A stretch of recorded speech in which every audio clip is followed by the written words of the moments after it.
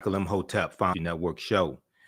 I'm a talk show host, researcher, lecturer, writer, and historian. I am here with one of my friends and one of our Grandmaster Scholar warriors, Tony Browder, historian and archaeologist. How you doing today, Tony? I'm wonderful, man. It's good to be able to connect with you again.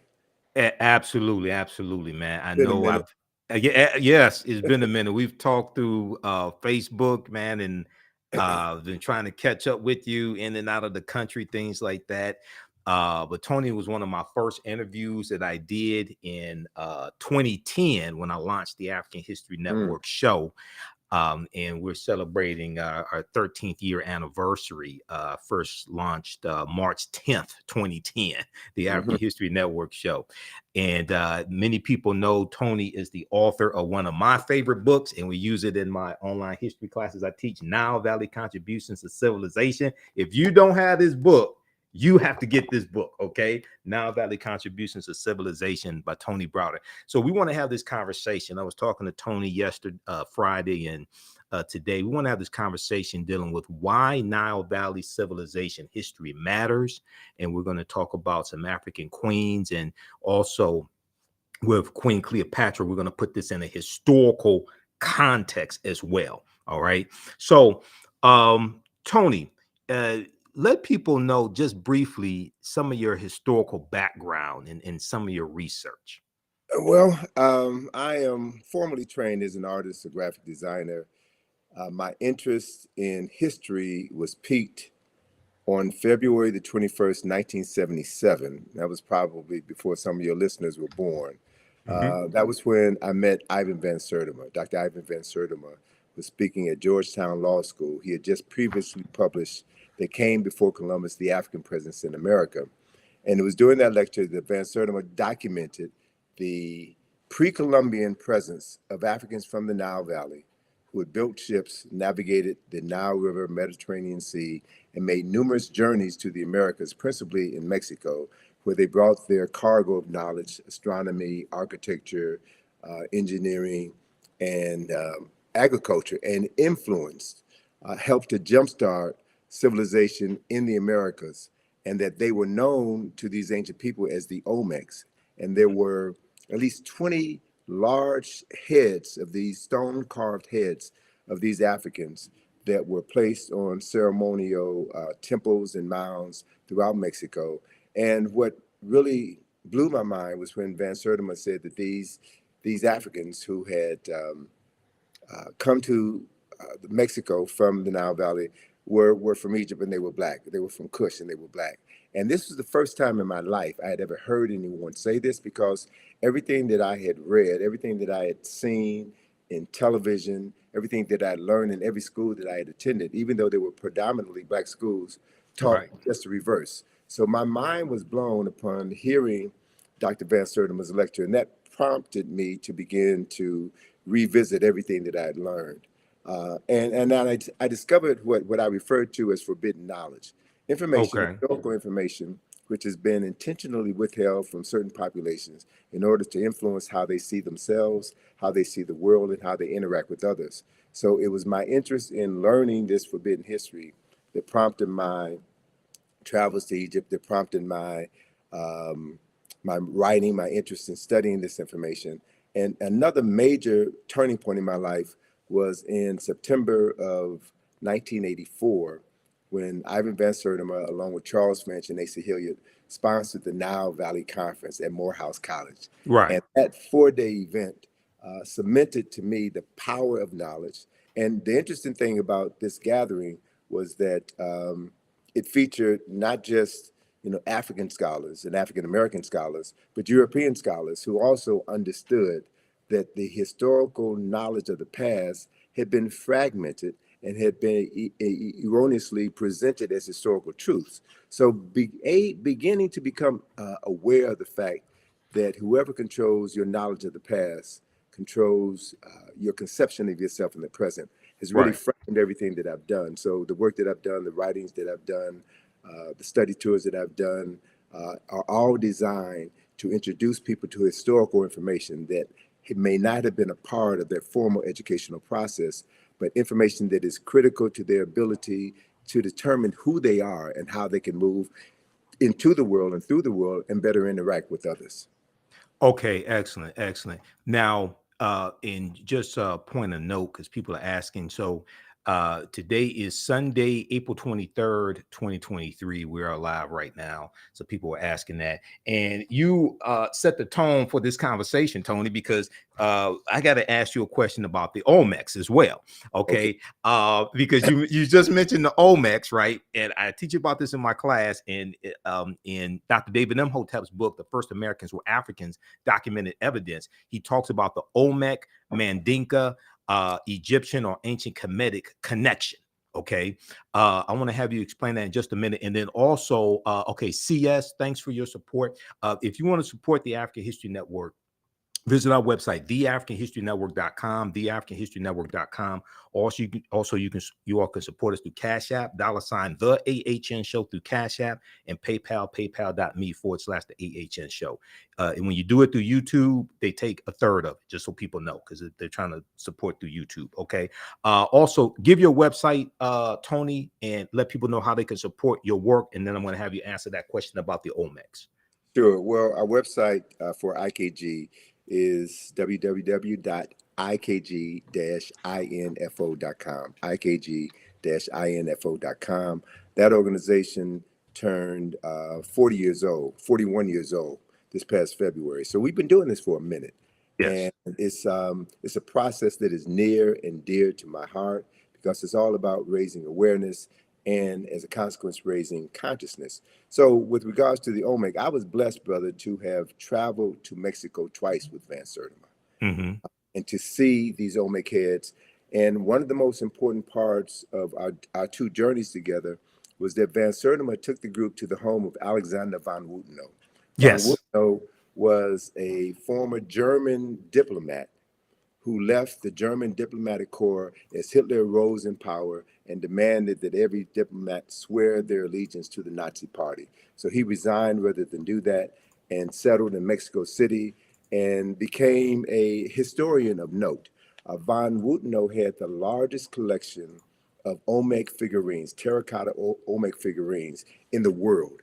And he literally took us through his house, took us through his museum and showed us these pieces and explained who the Olmecs were. Now, what's significant to put this in historical context, Okay. that we've got these heads, and Van Sertima was not the first scholar to write about the pre-Columbian African presence in America.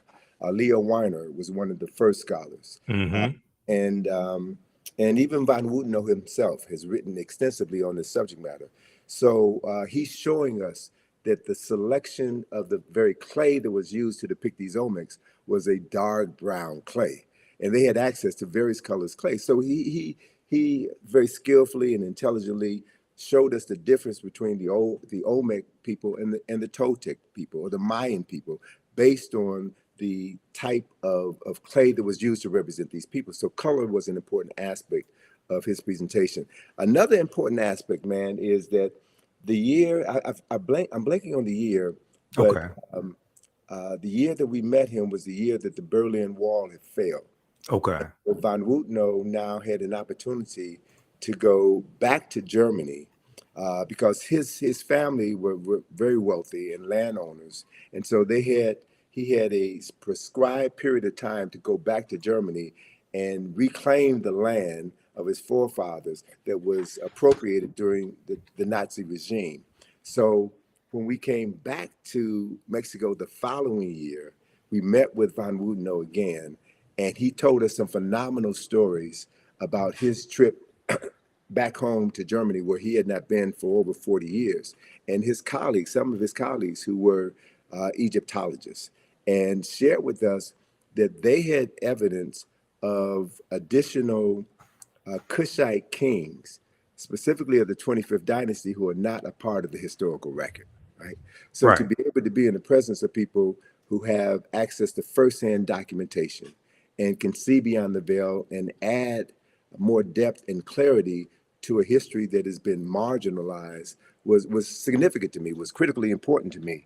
And to be able to travel with Van Sertima, a highly respected scholar, who was instrumental in transforming the lives of hundreds of thousands of people throughout the United States and around the world was also critically important to me. But one other factor that hurt me to my heart was to learn that Van Sertima was denied tenure at Rutgers University because he had written They Came Before Columbus, the African Presence in America.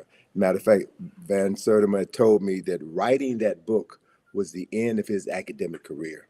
And what that says, what it Wow. speaks to, is that there are organizations, institutions, and very powerful people at play who want to make sure that certain information never becomes a part of school curricula. Certain information is intentionally withheld because it will affect the consciousness of tens of thousands and maybe even millions of people around the world. So this is no joke. This is no game. This is something that I take very seriously. Yes, you And do. one of the things that Van Sertima taught me that I hold on to is that one should never say anything in public that you can't validate with at least 4 sources. So it's not about just popping off, just Yes. just The because you're mouth angry. poppers. The mouth No, poppers. no, You it's can't do about that. being serious, and it's about understanding that this is not a sprint. This is a marathon, Mm-hmm. and that we have to be able to transform the consciousness of tens of millions of people who have been denied the right to read, to write, to reason, and to articulate what they know. So Right. it's about participating in an ancestral tradition that we are bound to be heartfully engaged in for the benefit of all the people who never had the opportunity to do what we're doing right now. So I take this very seriously, and I don't believe in getting caught in the fray. I'm looking at the long game. This is a Right. marathon, not a sprint, and it's about shaping the world that our children's children are going to inhabit. I also want to share with you, if you don't mind, Go man. ahead. We talked briefly about this concept of agnatology. Right? Yes. Agnatology, and there's a book by that name that was published several years ago. And the definition of agnatology will sound familiar to some of your listeners who are familiar with what you do. Okay. Agnatology is described as the study of culturally induced ignorance or doubt, particularly the publication or dissemination via the media of inaccurate or misleading scientific data and the creation of institutions to promote disinformation. All right. So Okay. It's there are spelled agnatology. agnotology,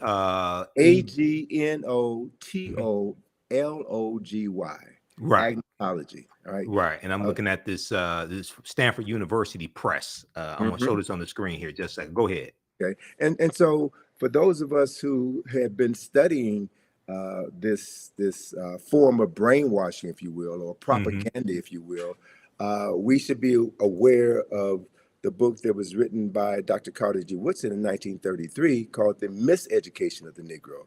So Right. agnotology is another word for miseducation. It is the intentional marketing of ignorance in order to move people in a specific direction. And so the media, based on my experience and my background in the media, marketing, advertising, and design, I know very clearly that the media, i.e., social media, is the most powerful form of mental manipulation ever created in the history of the world. And Mm-hmm. so we have heard about, um, uh, you know, Russians planting disinformation on social media in order to stir up animus in the United States Right. during previous presidential elections. Correct. So, folk who understand the power of misinformation and the power of being an unseen hand in the internet, in cyberspace, you don't know where these messages are coming from. And Mm-hmm. people have a tendency to be a large segment of the population is addicted to this information. They're addicted to information that excites them and moves them to emote as opposed to moving them to think and process what they're doing. And so it's so critically important at this particular point in time in history, Michael, that we understand how we're being manipulated by information, and how critical it is that as we move through um, the next presidential election cycle Right. and what happens after that, how we will continue to be manipulated. Emotional buttons will be pushed. And as they're pushed, people will think less. They'll talk more and think less and engage in activities that would be detrimental to the well-being of society as a whole. So it's important to choose our arguments carefully and to have your talking points down pat and to know that those talking points are grounded in history, not Yes. mythology, not anger, not racism, but documented facts that can be substantiated. So when two people have a discussion, you bring your facts. And anyone who is a serious student of history knows that nobody knows everything. That Correct. as more information is being uncovered, it changes our perception of what we thought we knew. So it's very difficult to win an argument when you're talking with a fool. It's very difficult to win an argument when you're talking with someone who already has their mind made up. There's a saying, my mind is already made up, so don't confuse me with the truth. So we've seen here in this country, brother, within the last 7 years, how misinformation and disinformation have divided this country to the point where we may literally be standing on the verge of a civil war, Right. where any sense of normalcy and respect between two parties with opposing views has gone out the window. So to watch what's happening right now in Congress is an indicator of what's happening all over the world. It's not just here in the United States, it's happening all over the world.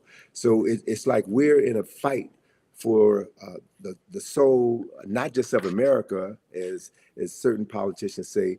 We're fighting for the soul of our consciousness. We're fighting for the soul of Africa.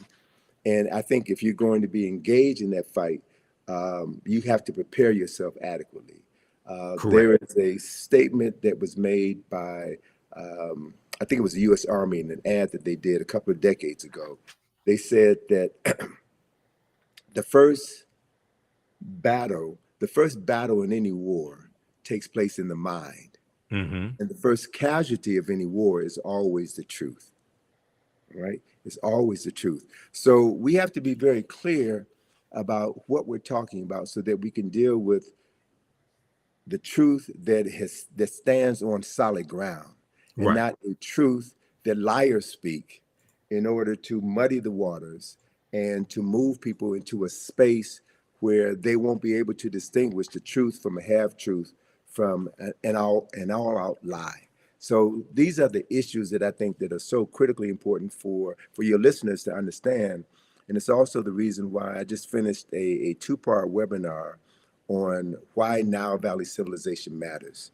There's Okay. certain core information that has to be understood if you're going to engage anyone in any discussion about African history or Nile Valley history. And we've never been given the basic knowledge. So there are many people, unfortunately, who have a very pronounced presence on the web who read one book and all of a sudden become an expert on something that they know very little about. Correct. And so dealing with these issues, dealing with the larger issue is important. And that's also one of the reasons why we find here in the United States, there is an ongoing effort on the part of certain parties to suppress the teaching of African history, to suppress the teaching of American slavery. So, what's happening in Florida or Virginia or Texas is nothing but an effort on the part of a certain population to control the historical narrative and to perpetuate a point of view which disassociates them from decades of violence and murder and crimes against humanity. So I understand that. I understand why they're doing what they're doing because of what they have to protect. So my response to that is not to get angry for our former oppressors for saying that they're not going to continue to miseducate us. We have a Right. responsibility and an obligation to educate ourselves. And that's what the Black consciousness movement was about in the 1960s, which led to the Black studies movement, which has opened the door for us to have this level of conversation today. And there has always been pushback. There's always been pushback. And so we have to learn from the lessons of the past. learn how our scholars, our heroes and our sheroes were able to work around these obstacles that were placed in their path in order for them to continue to get the message out and raise multiple generations of people who now have a clearer understanding of what history is and why history is so critically important. Absolutely. And you talked about dealing with facts. And I have a saying, those that have been following me on the African History Network show, if we disagree, let's disagree based upon the facts and the evidence, not the fact that you don't want to deal with the evidence. Okay. Mm-hmm. Number one.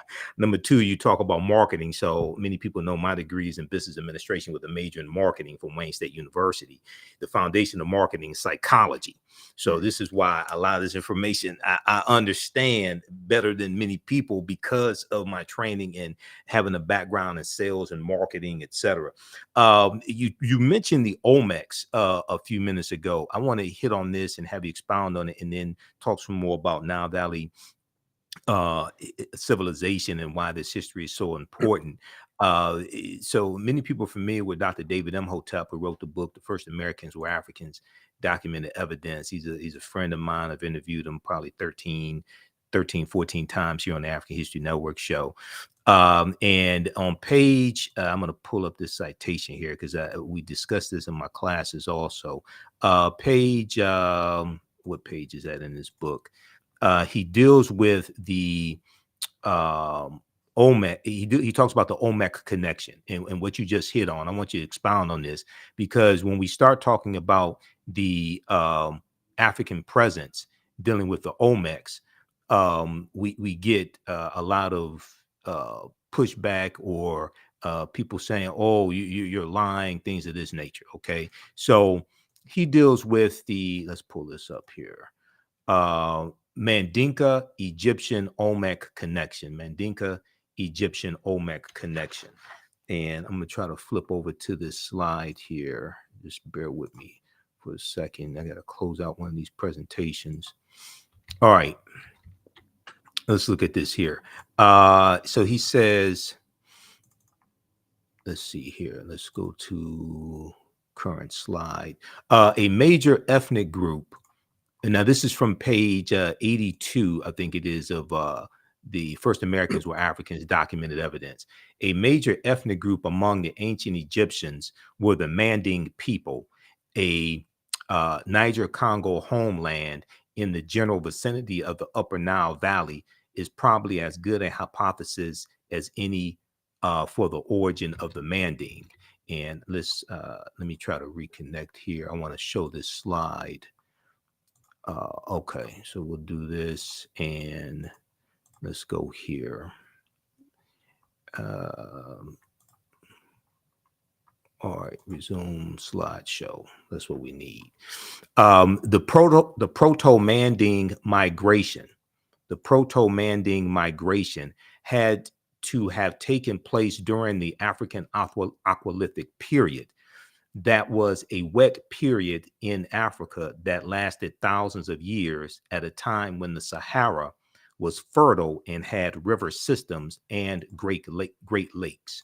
All right, now I'm going to try to, okay, so go ahead and talk about, there's some more here I'll get to, but go ahead and talk about the Olmec connection, because when we talk about the Olmecs, you have people who say, oh no, the Olmecs they had nothing to do with Africa or anything like that. Who were the Olmecs, and what's the connection between the Olmecs and ancient Kemet?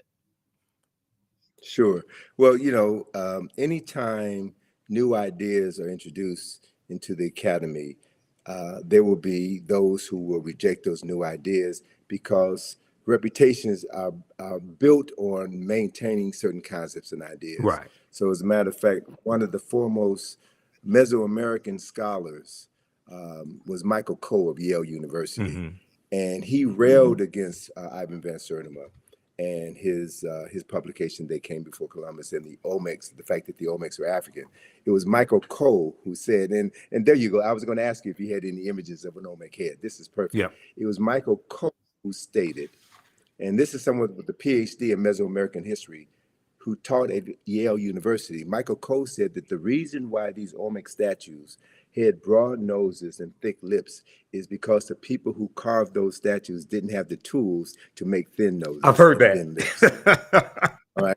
So that quote came from Michael Coe. Okay. Spell his There are last name, please. certain Spell his last name. COE. C-O-E. Michael Coe. Okay. Yes. And Van Sertima, in describing this particular Olmec head, and this is at Villahermosa. I think it's at Villahermosa. No. Oh God, it'll come back to me. Okay. But this particular museum is an incredible museum, man. They have one of the largest collection of Olmec heads, and the Mexican architect who designed this museum, I think it is Villahermosa. The Mexican architect who designed this museum also designed the Nubia Museum in Aswan. Okay. Right?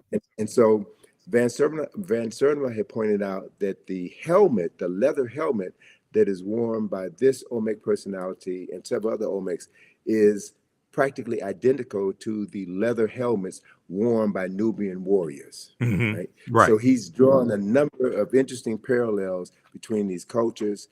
He's got maps in his book that shows the migratory pattern of the Olmecs from the west coast of Africa, who were able to catch currents that brought them over to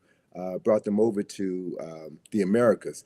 And one of the other points that Van Sertima brought out in many of his lectures that people want to dismiss or not discuss at all is the fact that these Africans who made the journeys, made multiple journeys, also brought back to the Nile Valley certain products. And one of the products that they brought back was cocoa leaves. The coca leaves, the plants from the plant that is used to make cocaine. Right. And very few people talk about the fact that when a examination of the mummy of Ramesses II, one of the most significant kings in Nile Valley history, when a examination was done on the contents of his stomach, they found coca leaves in his stomach, right? And they only existed at that time. They only existed in the so-called New World. So there's so many connections that have been, so much information about these migrations that have been suppressed in academia. So the other thing is there is a marvelous book that Charles Finch turned me on to, written by a Senegalese scholar by the name of Abubakar Lam. That book is entitled Paths from the Nile. And this book documents multiple migrations from the Nile River Valley into the Niger River Valley. So David Imhotep had talked about before the desertification of the Sahara, this region of northern Africa was grassland, and you had multiple river systems that ran from east to west.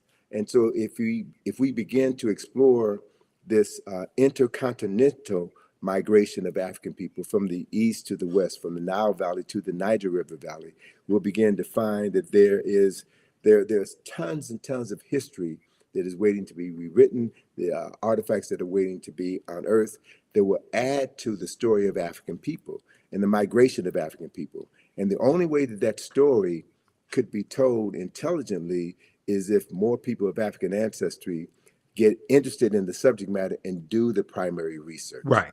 So, you know, I hope that what I've done throughout my career has served as a model to encourage others to get involved in traveling to Africa and doing the research, documenting what you found, and helping to bring this information out of the darkness into the light. Absolutely. And you know, you talk about primary research. Professor Manu Pim, who's a friend of mine as well, he talks about primary research as well. Dr. Linda Jeffries, Professor James Small, those are two of my teachers. Professor Kabahaya Wata Kamene, Dr. David Imhotep. They talk about the need for primary research. Okay, so this section here, this is from page 82 of the First Americans Were Africans Documented Evidence. And as I said, Dr. David Imhotep deals with the Mandinka Egyptian Olmec connection, or the Manding. He said the Nile flowed west across the Sahara and emptied into the Atlantic Ocean during very ancient times. This would have enabled East Africans direct access to the Atlantic Ocean. The longer route would be to sail to the Nile River north to the Mediterranean Sea and then head west to the Atlantic Ocean. When the Manding reached Central America and began mixing with the local population, they were labeled Olmecs. Okay, when the Manding or Mandinka reached Central America and began mixing with the local population, they were labeled Olmecs. The Olmecs were supposedly a mixture of the Manding or Mandinka and American Indians, or people who we would term, Native Americans, or however you want to phrase that. Do not forget that the Manding made up the base of the Olmecs. So the Egyptians, or the ancient Kemetic people, the Kemet II, the ancient Kemites, the Manding and the base of the Olmecs are related to each other. So just briefly talk about that, because there's so much, there's so many attempts when we talk about the Olmecs, and we're not saying that the Olmecs did not have any Native American ancestry or anything like this. We're not trying to take away somebody else's history. We're trying to correct history. Well, so a couple of things I want to Yeah. add to that. One clarification I want to make is that the Nile Valley flows from south to Yes. north, but within the lower Nile Valley, you had other river systems that flowed from east to west. So I just want to clarify one thing. So it wasn't the Nile Valley that flowed from Right. east to It west. flows from south to There were north. other tributaries that flowed off of the Nile, or fed into the Nile. So what that implies, a couple of things. Those of us who have studied Nile Valley civilization, the Nile River is the longest river in the world, 4,120 miles approximately. It begins in the highlands to the south.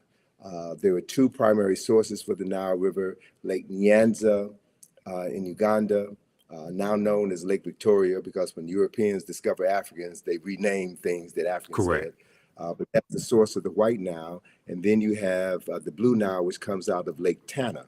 The Blue Nile is the primary source for 90% of the water that flows from Khartoum north into the Mediterranean Sea through Kush and through Kemet. By the time the waters from the White Nile reach Khartoum, where the two rivers join together, 90% of the water from the White Nile has evaporated. So it's not only the water from Ethiopia, but the silt in the water from Ethiopia that made the Nile Valley, the lower Nile Valley, the most fertile land on earth.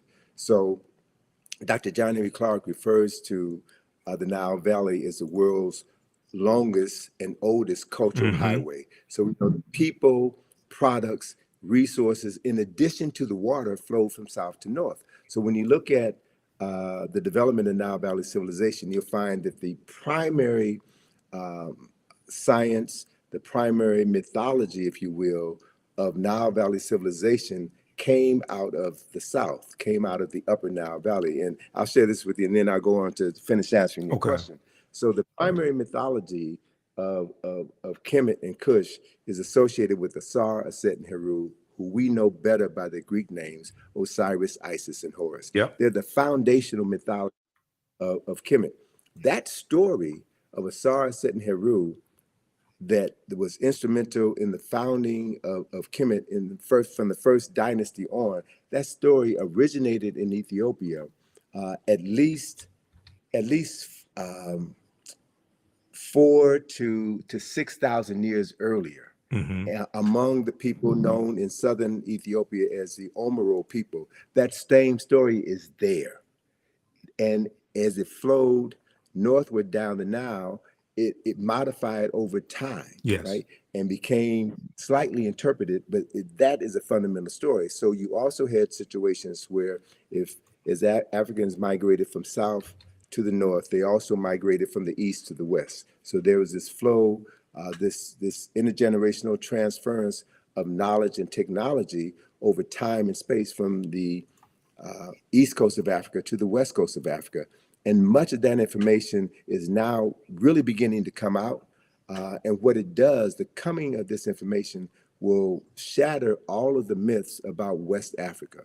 And there are scholars now in Ghana, Senegal, Nigeria, Cameroon, and Mali, who are now talking about their ancestral migrations from the Nile River Valley into the Niger River Valley.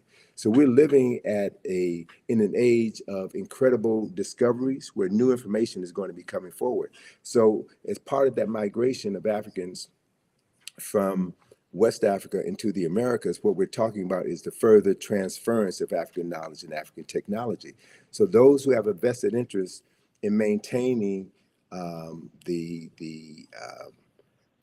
concept of African people as having made no contribution to culture and civilization, they have to suppress this information. Right. So the Michael Coles of the world have to stand up. And so what we have to do is we reassemble the fragmented pieces of African history. We have to be able to look at exactly what you said, the omics. And Van Sertima talked about the fact that the omics, the remains, the physical remains of omics were found in many of the royal tombs in Mexico, and that they comprise, I think he said, about 12% of that population. So what we're looking at is an influx of Africans with advanced technology coming into a society and helping to jumpstart civilization in that society. And you also had other people coming from other areas into that same society as well. So as Van Wooteno and others have pointed out, there are other people from other parts of the world who made contributions to the culture that was established by the Olmecs. So as we now look back on approximately over 2,000 years of world history, we're trying to sift through all of this to get to the real story, right? And so the main point is we don't have to say that Africans invented everything in America, that Africans were the indigenous population in America. We don't have all of the evidence at this point in time to stand firmly on the truth to say that, but we can say beyond a shadow of doubt, based on the archaeological and historical information that we already have at our fingertips, that Africans from the Nile Valley played a pivotal role in helping to jumpstart culture and civilization in the Americas 2,500 years before Christopher Columbus was born. That's a fact. And so again, I'm not about just talking smack just to be talking smack. We talk facts. We talk facts based on the documented evidence that we have, and we also understand that not everybody is willing to accept the truth.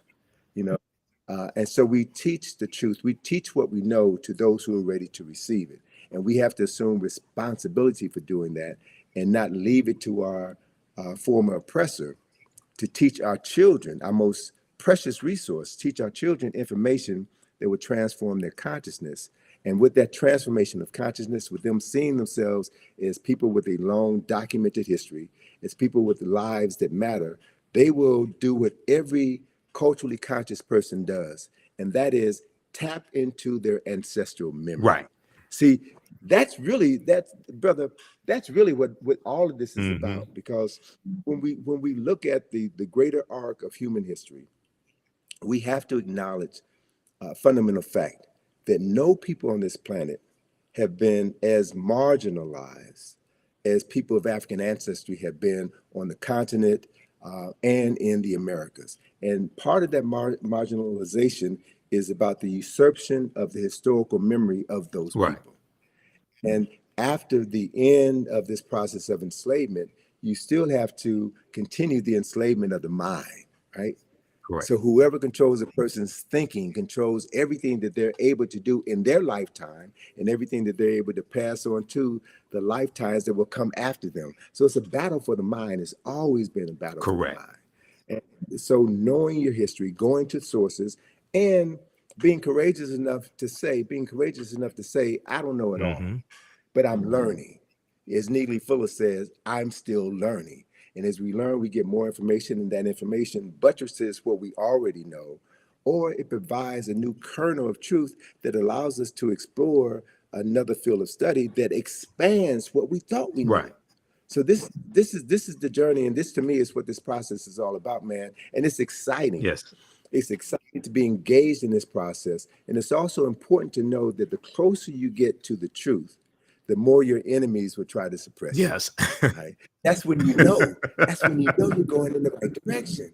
So we can't allow ourselves. And I'm glad you put Dr. Jeffries up there again, because just 2 weeks ago, the powers that be came after his nephew, Hakeem Right. Jeffries. Representative Right? Hakeem That's Jeffries. not an Yep. accident.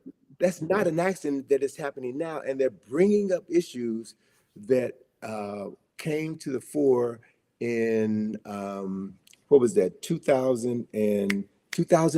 Mhm. 2001. Issues from 20 years ago, they're bringing it up. Why? Because Hakeem Jeffries represents this phenomenon that I'm truly beginning to embrace and wrap my mind around. And that is the major reason why people of African ancestry are still here. The reason why we have not been exterminated is because of the power that we carry within Yes. us, this genetic memory that has been driving us and allowing certain people within our group to overcome seemingly insurmountable odds. So it's not just us doing this, it's the ancestors working through us. And it's the acknowledgement of the ancestors, which has always been our greatest Yes. power, our greatest resource. So whatever others can do to make you feel that to be African is to be ignorant, to be African is to be shameful. Deny your African ancestry means that you deny your ancestors, which means you cut yourself off from your only salvation, right? So there, and unfortunately, brother, there are many of us, many of our people who deny that they're African, Correct. who deny that African people have ever done anything of any significance, who've bought into the narrative, bought into the lie. Those people will be marginalized by their unwillingness to embrace a larger historical truth, and that's on them. Right. Not everybody is going to get it. Not everybody is capable of understanding what is at play, and that are those people who have always been in opposition to the restoration of the African mind, the restoration of African consciousness, will always fund those people who will undermine this effort. That has always been the case. That's part of what COINTELPRO is about. Counterintelligence program. Yes. Yes, and also the use of government infiltrators to undermine organizations that were working on behalf of the advancement of African people. The Black Panther Party was infiltrated Yes. by these people. Anyone who saw Judas and the Black Messiah, right, saw that. And that story hit home to me because I'm from the west side of Chicago. Okay. You know, I know about Fred Hampton and Mara Clark. I was a freshman in college when Fred Hampton and Mara Clark were murdered. Went to school with a young lady who was in the house the night of the murder. So to have her give her description of what happened, and then to read in the newspaper, the Chicago Sun-Times, or to watch on the news, Mayor Daley, Edward Hammerhand, and other government officials give their version of the story, that's when the covers came off for me. That's when I began to realize that the media lies, Yes. the politician lies, that people have a vested interest in perpetuating a false narrative in order to maintain their power and suppress any effort on the part of African people to free their Yes. minds. So these issues are critical, man, and we cannot, we cannot have a short-term memory Correct. when we're dealing with long-term issues. Look at what happened in the 60s. Look at the rise of the Black Power movement, the Black Consciousness movement, and the things that the government did to shut that down. The introduction of drugs into our community. Again, I'm from the west side of Chicago, so I can tell you specifically what happened when cocaine was allowed to come into the community unabated. Yes. What the film, and this is again the power of the media, what the film Superfly did to destroy conscious Black folk on the west side of Right. Chicago. The original and all Superfly with Ron the O'Neal, the original Superfly. Yes. Exactly. Yeah. Exactly. So I was in Chicago, man, when that film Yep. came out, and I saw how When the cocaine was blaxploitation proliferating movies, throughout our yeah, community. and very So quickly, and I know we only have a few minutes left here because I know you got to run. A couple things I want to hit on that, but very quickly because people are asking.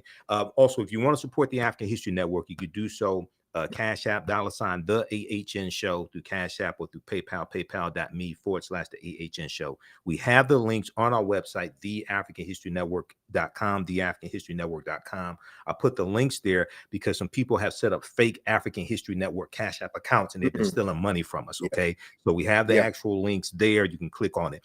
To support Tony Browder and the work that he and his daughter Atlantis Browder do. Okay. Go to IKG-info.com, IKG-info.com.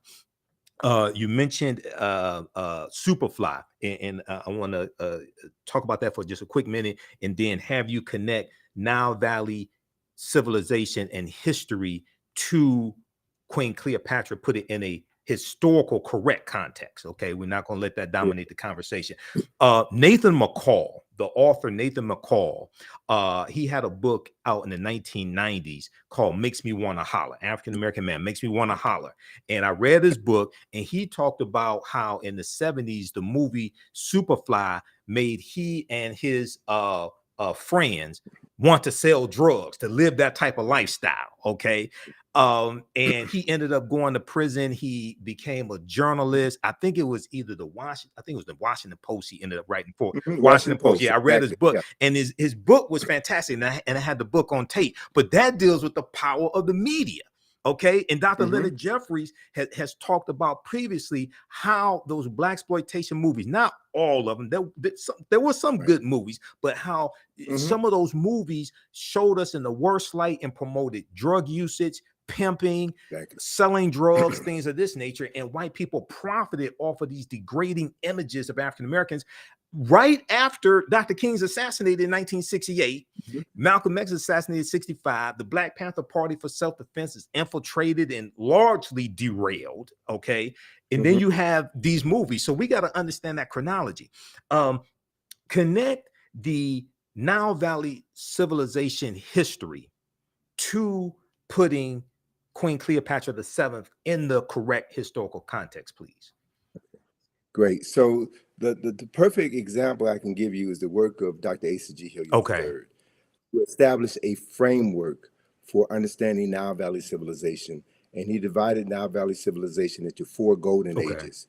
The first golden age was dynasties 3 through 6, when all of the Mir or pyramids were constructed. The second golden age was dynasties 11 and 12, when all of the great literature, the philosophical literature, the scientific literature, the moral literature for the nation was established during that period of time. The third golden age and the longest golden age is dynasties 18 and 19, when Kemet was forced to become an imperialistic nation because of continued intrusions from the north. And then you have the last golden age, the fourth and final golden age, which is the 25th dynasty, which is what Dr. John Henry Clark referred to as Africa's last great walk in the sun. It was the last time in history that Africans were the wealthiest and most powerful people on the planet. So if you understand that framework, then after the 25th dynasty, and there were 30 dynasties in the history of dynastic Egypt, Kemet civilization fell in 332 BC with the advent of Alexander of Macedonia conquering Kemet and turning Kemet into Egypt. Egypt is a Greek word. Pyramid is a Egypt is a Greek word. So most of the names of African places and things and people have been changed by non-African people. So if you don't know the original names, you'll never be able to understand the history, the culture, the science, the philosophy, and the concepts as they were originally created. Let me give you one example of that. Pyramid is a Greek word, which means little flat cake, like a pancake. The original word for that structure is mir, M-I-R. And the word mir means the place of ascension. So mir, there are no bodies buried in any pyramids of mir in the entire Nile Valley. None, zero. So anytime anybody tells you that the pyramids were tombs, that is a lie, whether it's an intentional lie or unintentional lie based on ignorance. Mir were always built over tombs. The tombs were underground. So the word mir means the place of ascension, the place of ascension. And the purpose of a mir was to facilitate the ascension of the soul buried underneath it into heaven, where that soul would be reborn. and they were very specific about where in heaven a soul would go to be reborn. So the first text which documented this journey of the soul into the afterlife was carved in the burial chamber of a tomb known as the Pyramid of Unas, right? So it's in his burial chamber where you find the oldest written religious documents in the world were inscribed on the walls of this particular tomb that talks about the soul, that talks about the process for the salvation of the soul, that talks about the judgment of the soul, and the place where souls go to be reborn.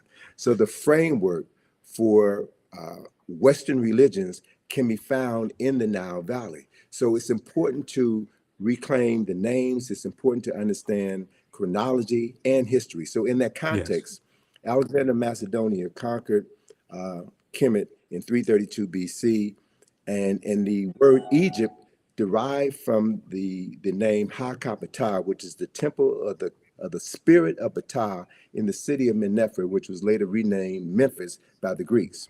And so that word Ha-Ka-Ptah became Agyptus, which was Latinized and became Egypt. That's how that word devolved. Not evolved, it devolved because it lost its essence through the evolution of the word. And so once Alexander conquered Kemet, then he became so enamored by the 3,000 years of historical knowledge that he had inherited by virtue of conquest. And so he no longer referred to himself as Alexander, son of Philip of Macedonia. He called himself Alexander, son of Ammon, son of Amen, the unseen presence of God Almighty, which is a upper Nile Valley concept, right? And so the Greek rulers then descended from Alexander's line. And Cleopatra is the last of these Greek rulers. So Cleopatra, for all intents and purposes, Cleopatra was not African. She was not Kemetic in the literal sense of the word. And so my thing is, don't get caught up in Cleopatra. There are other personalities of more historical and cultural significance who we should be focusing our attention on. So I would bypass Cleopatra discussion and focus on Queen T, who was one of the baddest queens in human history. She was one of the most powerful rulers on earth. She was the wife of Amenhotep III, and their statue in the Egyptian Museum in Cairo is the largest statue in that building. And anyone who looks upon that statue could see the nationality or the race, if you will, of who these two African people were. And it's very clear that we understand the chronology. Queen T was the wife of Amenhotep III. The son was Amenhotep IV, who changed his name to Akhenaten. And Akhenaten's son was the person that we call King Tut. So if you understand the history, understand the chronology, you can focus your attention on subject matters that are more worthy of discussion than Cleopatra. Not to dismiss her summarily, but Cleopatra is about as significant as Meghan Markle. I'm just saying. Context is everything. Context is everything. So look at, and there, thank you for that image of Queen T. Now, that's a very small image of Queen T. And what I would also suggest those of your listeners who live in New York, go to the Metropolitan Museum, the Met Museum, and you'll see an image of Queen T in the Met Museum. But that image of Queen T has half of her face destroyed. And there was an article that was written in the 1970s that was an attack against African-centered scholars. And Asa Hilliard brought this knowledge to our attention. The people from the New York Times had interviewed him as part of this same debate that folk are having right now about Cleopatra and African history. And Asa Hilliard showed this image of Queen T. And this image of Queen T, I love it so much because it reminds me so much of my dear friend, Dr. Francis Chris Wilson, with the afro, the stern look, and a woman who was clearly in control of herself and her destiny. So Asa referenced that face of Queen T in the Metropolitan Museum with half the face knocked off. So they had an opportunity, the New York Times had an opportunity to tell the truth, but they chose not to. And so these are the games that we're playing with, and we have to, be very careful about who we get our information from. We should read everything, but read everything with a critical eye so that you can discern when someone is being deceptive.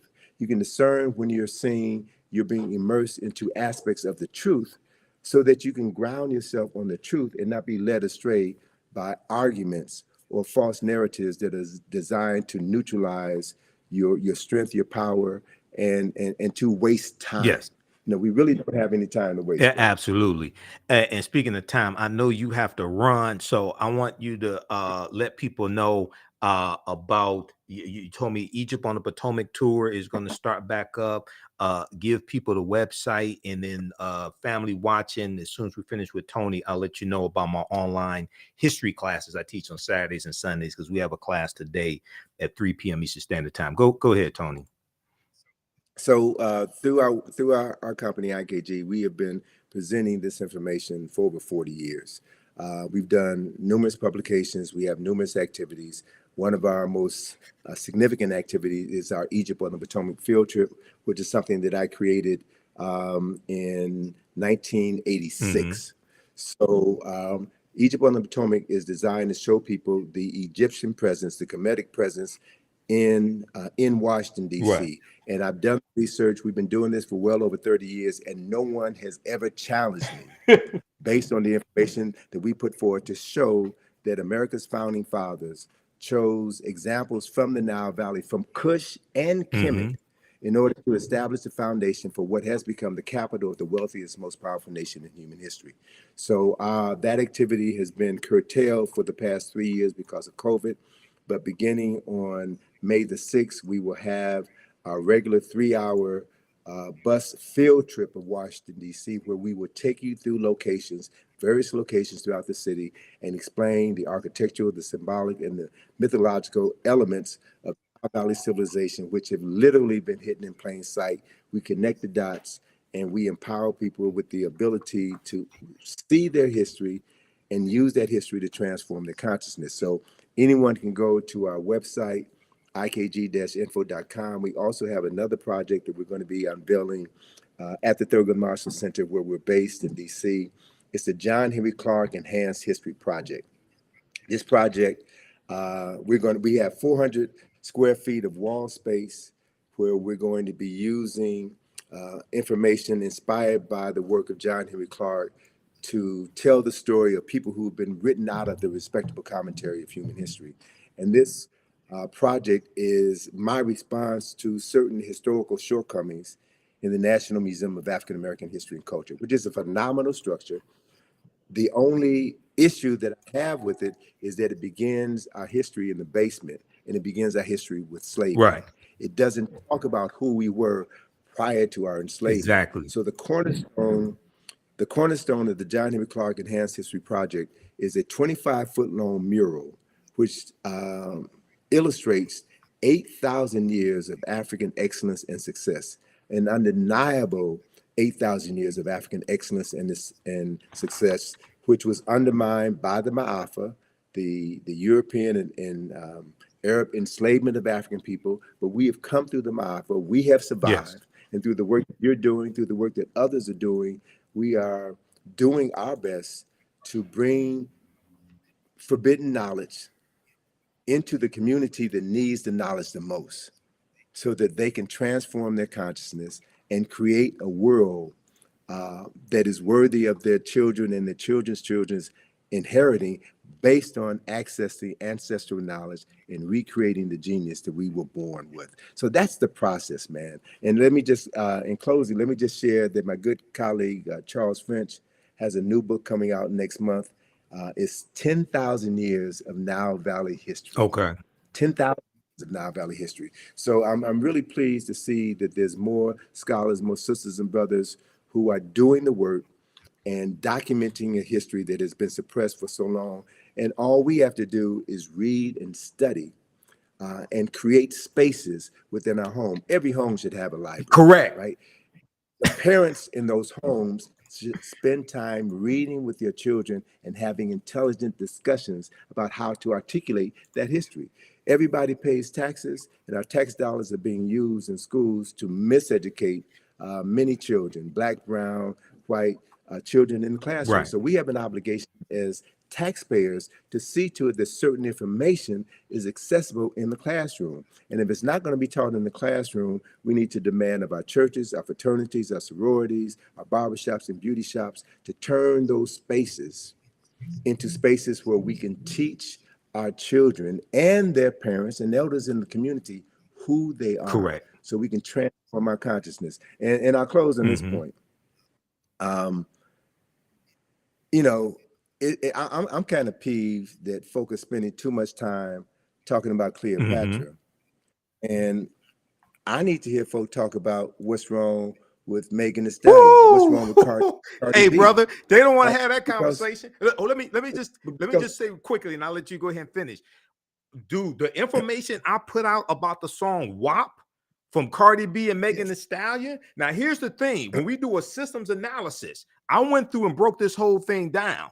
And I said they would never have a top white female artist put out sexually explicit lyrics like that, because they understand that whatever's disseminated becomes imitated. And they have too much respect for white women. But here's the thing. The majority of my criticism of WAP and the whole thing in the video wasn't towards Cardi B and Megan Thee Stallion, even though I would say they get 10%. The majority of the criticism I had was for Atlantic Records, a white corporation, financing this, because they would not do that for a white woman. And the baseline says there's some whores in this house and repeats that phrase about 79 times. And in the video, all the women are of African descent except Kylie Jenner. And you have white people to put together an online petition to have Kylie Jenner digitally removed from the video because you only protect what you respect. And they saw that white woman as somebody who needed to be saved. You Negroes, you can keep doing that. You can be the whores in this house. This white woman, you too good for that. Go ahead, brother. All right. So I mean, but and that's a valid point, and it speaks to exactly the point that I want to make. People who love themselves and love their women and love their children do not allow their image to be exactly. The other important issue is I travel around the world, brother. And once you get outside of America, you see a whole different world. And what embarrasses me is to see these videos on television stations in Africa, in Europe, in South America. And I would say this. In all fairness, all right, if you want to show Black women behaving this way, then let's see some white women behaving that way. Let's see some Jewish. Let's level the playing field. But it's only us because it's about disparaging us, and it's about maintaining this ideology of Afrophobia, this fear of Black folk, this disrespect for Black folk.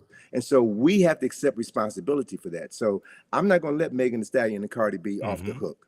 I'm not going to let them off the hook because they are rewarded for that. By Megan Thee Stallion was Person of the Year, Time magazine. They appear on Saturday Night Live. They appear on all of these programs. So what that does is send a message to young and impressionable Black women, Black girls. If you want to get paid, if you want respect, wear weave, wear these fake nails, wear all of these things that deny your true essence in order to be accepted by a community that has never had any interest or desire in you.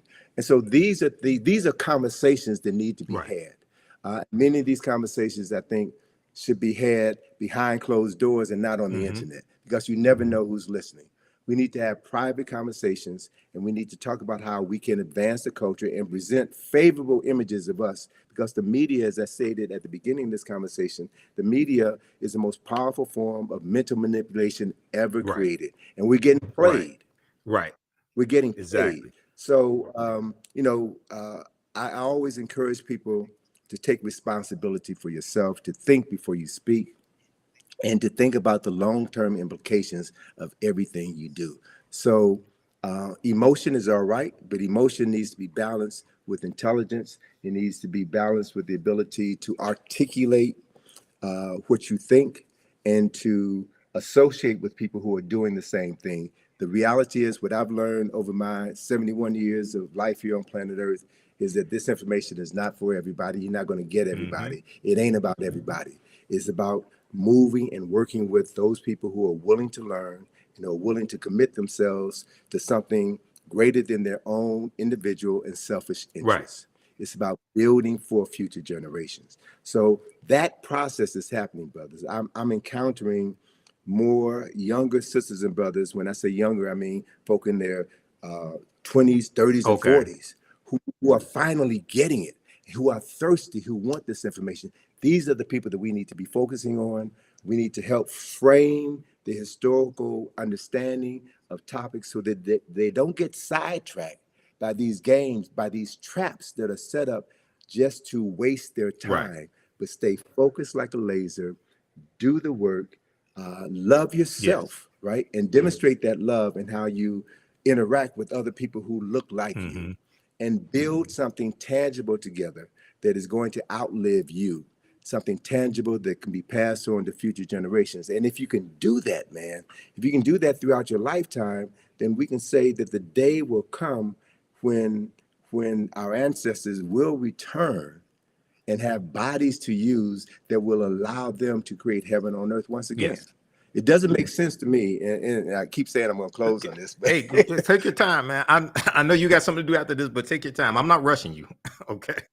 it doesn't make sense for me personally to talk about your ancestors were kings and queens if you're acting like fools and Exactly. jokers, right? Yep.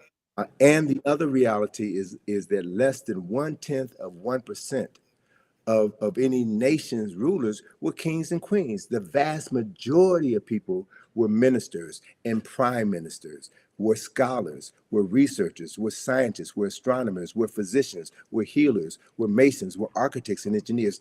They are the people who made the Right. nation. The king or queen was just a Right. figurehead. So I want to redirect the conversation. I want to redirect the focus on something that is practical. It's just like saying, you want to be president of the United States. Anybody with any sense knows the president of the United States does not run the United States, right? And so it's the people who comprise this country who make this country what it is. And we know, people of African ancestry should understand very clearly that it was our ancestors and their free labor that helped to make this country the wealthiest and most powerful nation in human history. So we have an obligation as descendants of enslaved people who survived the Ma'afa. We have an obligation and a responsibility to use the resources that we have access here in this country to educate ourselves, Yep. right? Because what we know shapes the consciousness of African people all around the world. We talked earlier about the Black consciousness movement in the 1960s, and the powers that be saw how the Black Power movement influenced Steve Biko in South Africa. And he replicated a similar movement. It was happening in other parts of Africa as well. So the colonizers had to shut that down. And you shut that down by introducing films that divert our attention and have us praising drug dealers and ungodly behavior. And that then becomes the framework with which we see our future. So if we use this technology properly, we have the opportunity to access millions of minds in a matter of minutes and introduce a new narrative. That's what this opposition is all about. Yes. Shutting down the conversation, shutting down the power. So don't give your power away. You are the most important commodity that you'll ever possess. Free your mind, model how free people, free men and women are supposed to speak, communicate, and move through the planet. Work with other people of like minds so that you can build something that will last for eternity. And as we do that, we will make our ancestors proud. And we then will be the vehicles through which they would do their best work. Why? Because they did it in the past, and we have the capacity to replicate it right now. That's what this whole journey is all about. Absolutely. And up on the screen, I have the famous quote by Bantu Stephen Biko: "The most potent weapon in the hands of the oppressor is the mind of the oppressed." So we have to take our minds back. This is what Dr. Carter G. Woodson was telling us in his work, not just in the Miseducation of the Negro in 1933, but the work he did with Association for the Study of African American Life and History of SALA, which he co-founded September 9th, 1915. So, all right, excellent. We got to bring you back, Tony. I know you got to run. We have to bring you back. And everybody, those slides I was showing, those are all slides from the online classes that I teach. We use 2 of your books, Egypt on the Potomac and Nile Valley Contributions to Civilization, in my classes as well. I introduce a lot of people to you, Tony. I read this book back in 1994. I just got this new copy last year from Brother Haki Ami Shakur. But my original copies from 1994, the pages were falling out. I had to get a new copy, man. But that book I read from the Browder file first. Then in 94 at Wayne, when I was at Wayne State University, I read Nile Valley Contributions to Civilization. It blew my mind, man. I haven't been right since.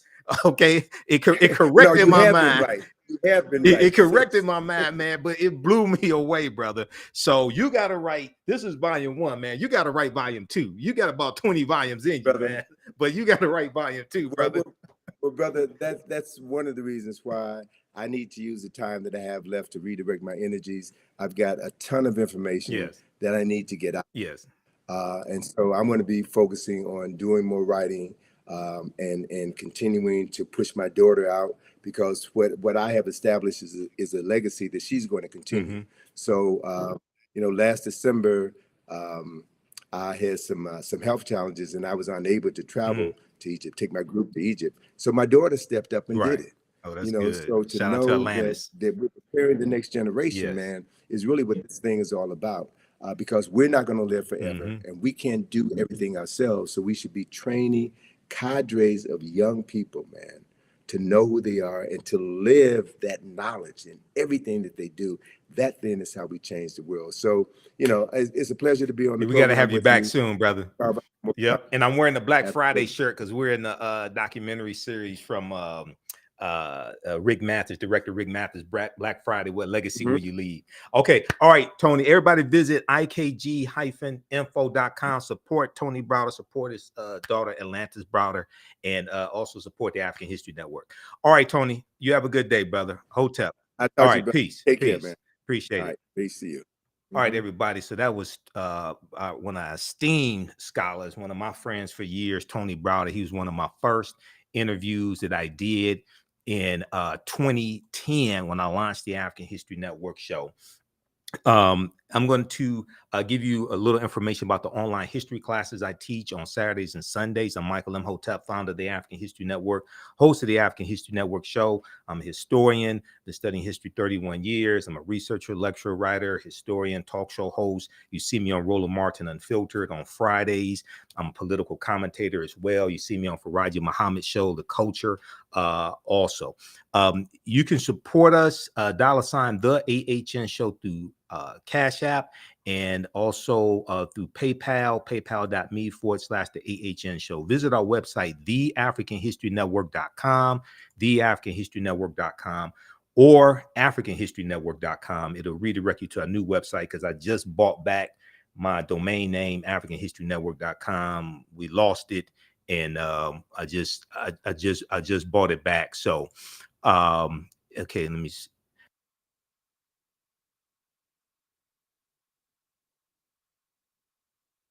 Okay, I just bought back that domain name. When you go down the website, it has information about our radio show. I'm on 9:10 a.m. the Superstation WFDF Sundays, 9 p.m. to 11 p.m. Eastern Standard Time. We have our social media handles here. We'll be on live tonight, 9 p.m. to 11 p.m. Eastern Standard Time. We broadcast on Facebook and YouTube also. The African History Network on Facebook, Michael Imhotep on YouTube. We have our PayPal, Cash App information here, $, the AHN show through Cash App, and through PayPal, paypal.me/the AHN show. And you click right here, it takes you to our QR code for PayPal. We have this graphic here. This shows the actual Cash App tag, $, the AHN show, SHOW. When you go to it, it says Michael. It may show my picture. There are about 5 fake African History Network Cash App accounts I've identified. I opened up an investigation with Cash App last year. I'm still trying to get them shut down. So these other ones like $, the AHN SHO, or $, the AHNS. These are all fake African History Network Cash App accounts. They've been stealing money from us. So I teach 2 online history classes, Saturdays, 2 p.m. to 4 p.m. Eastern Standard Time, Ancient Kemet, the Moors, and the Ma'afa. Understand the transatlantic slave trade, what they didn't teach you in school. The slides I was showing you, those are all slides from the online classes I teach. We do the sessions live. All the sessions are archived and recorded. You can go back and watch them anytime. A year from now, 2 years from now, you can go back and watch the entire course. We deal with thousands of years of history and what leads up to the transatlantic slave trade taking place. When we deal with the transatlantic slave trade, we can't start our history in slavery. We have to deal with thousands of years of history that leads up to it taking place. So if you missed our class Saturday, April 22nd, as soon as you register, you can go back and watch it. Class is on sale $60, regularly $130.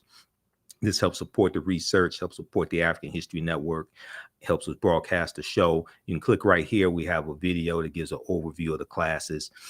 We have a bundle pack. You can register for both classes that I teach right now. Limited time only, $100. It's a $300 value. You'll get 5 of my lectures in digital format free. Also, they'll be in a video library. The second class I teach on Sundays, and we're teaching the class today. It's going to be 3 p.m. Eastern Standard Time. Black resistance movements from the Haitian Revolution, U.S. Civil War, Civil Rights Movement, and Black Power Movement, 1800 to 1968. And we go through a look at history chronologically from 1800 to 1968, what leads up to the Civil War taking place. We look at the Reconstruction era, 1865, 1877, Jim Crow era, Great Migration, World War I, World War II, Civil Rights Movement, Black Power Movement, to understand what happened to us after slavery ended, what were the laws and policies put in place to put us in the predicament we're in today, to understand where we need to go from here, okay?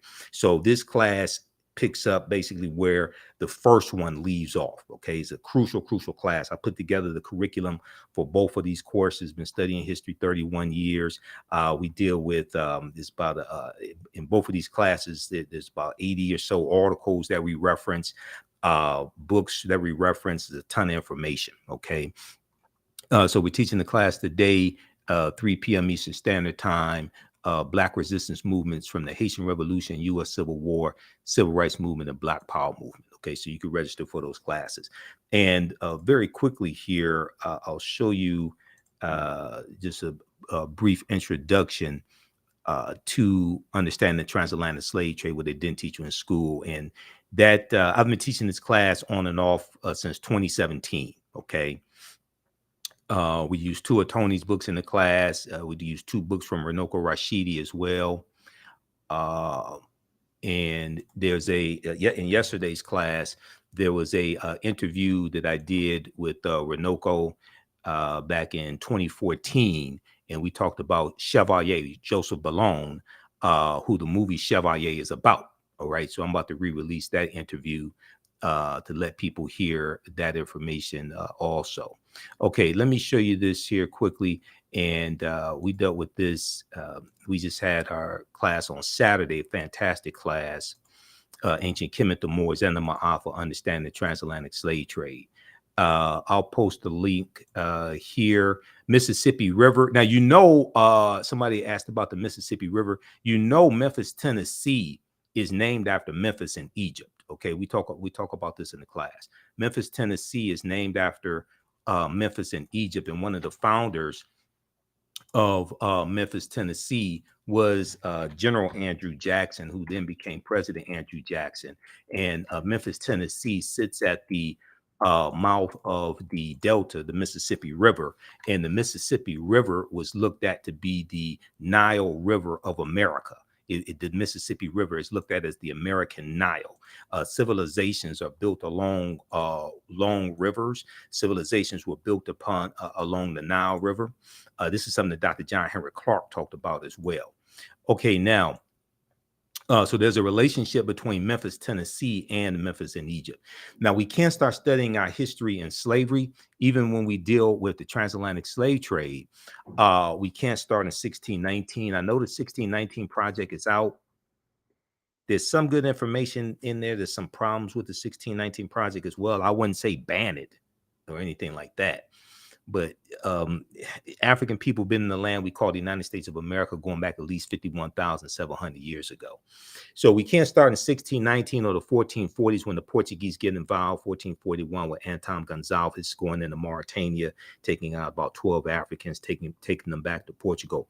We have to understand the history chronologically and deal with the 800-year occupation of Europe by the Africans known as the Moors, who entered the Iberian Peninsula, today known as Spain and Portugal, from North Africa in 711 AD, led by Tariq ibn Ziyad. So in yesterday's class, We talked about the Moors going in, fighting against the Vandals and the Visigoths, and some of the things that the Moors introduced into Europe. And it's going to be the teachings that the Moors take into Europe that bring Europe out of the Dark Ages. So when you register for Ancient Kemet, the Moors, and the Ma'afa, understanding the transatlantic slave trade, what they didn't teach you in school, you can watch yesterday's class. So this course not only deals with the transatlantic slave trade, but thousands of years of history that leads up to the transatlantic slave trade taking place.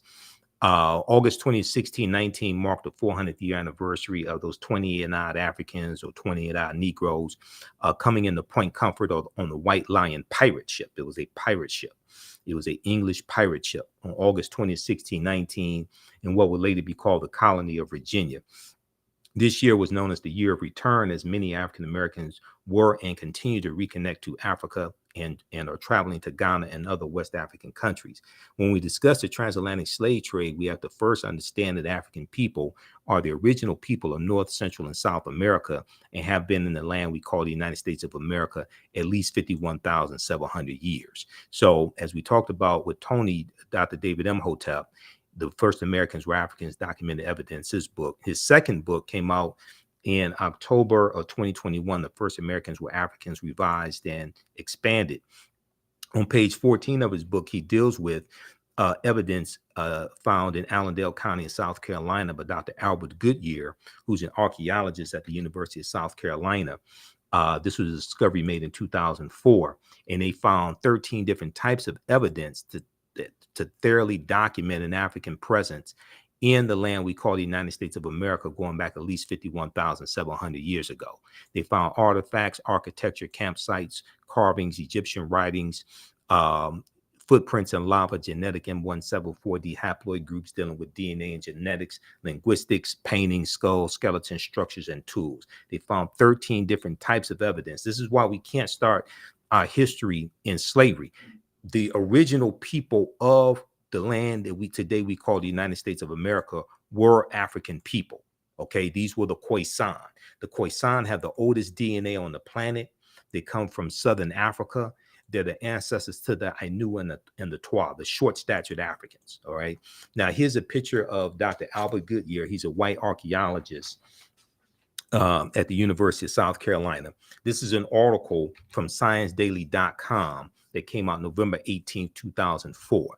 The name of this article is called New Evidence Puts Man in North America 50,000 Years Ago. New Evidence Puts Man in North America 50,000 years ago. The article is still there. You can go read it yourself. You can go research it yourself, okay? Radiocarbon tests of carbonized plant remains were where artifacts were unearthed last May along the Savannah River in Allendale County by University of South Carolina archaeologist Dr. Albert Goodyear indicate that the sediments containing these artifacts are at least 50,000 years old, meaning that humans inhabited North America long before the last ice age. Okay, now who were these humans? Were these brown-skinned Caucasians? Were these Europeans? Were these Asians? 51,700 years ago. Who were these people? There were no Europeans on the planet 51,700 years ago. There were no Asians. Okay. Who are these people? The people who we call Native Americans, they didn't exist 51,700 years ago. These were the Khoisan.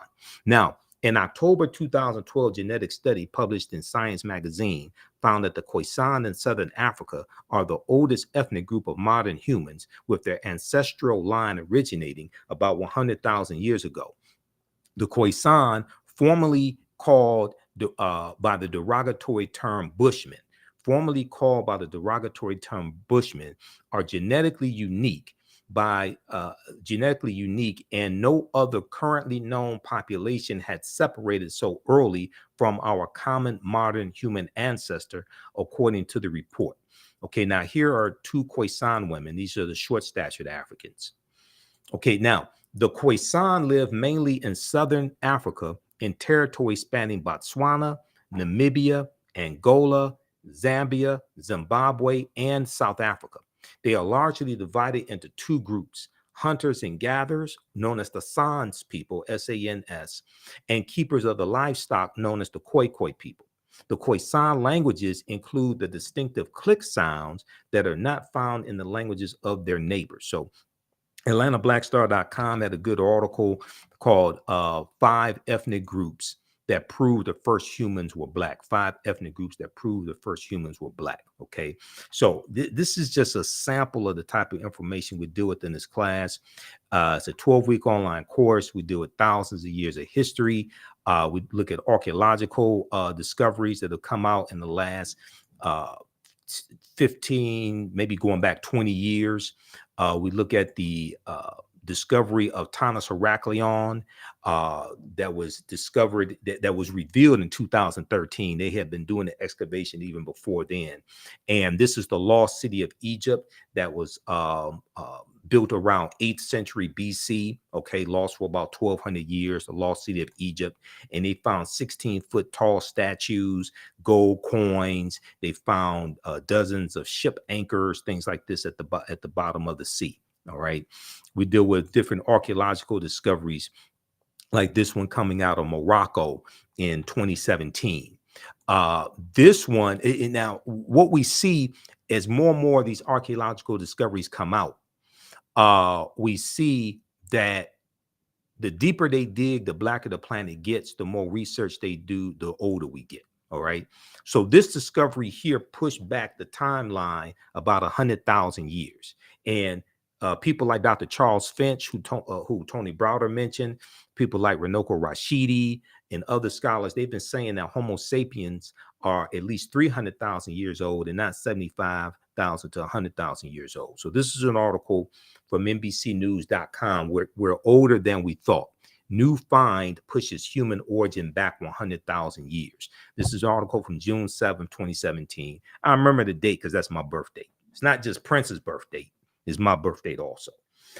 Modern humans evolved much earlier than previously thought, researchers reported.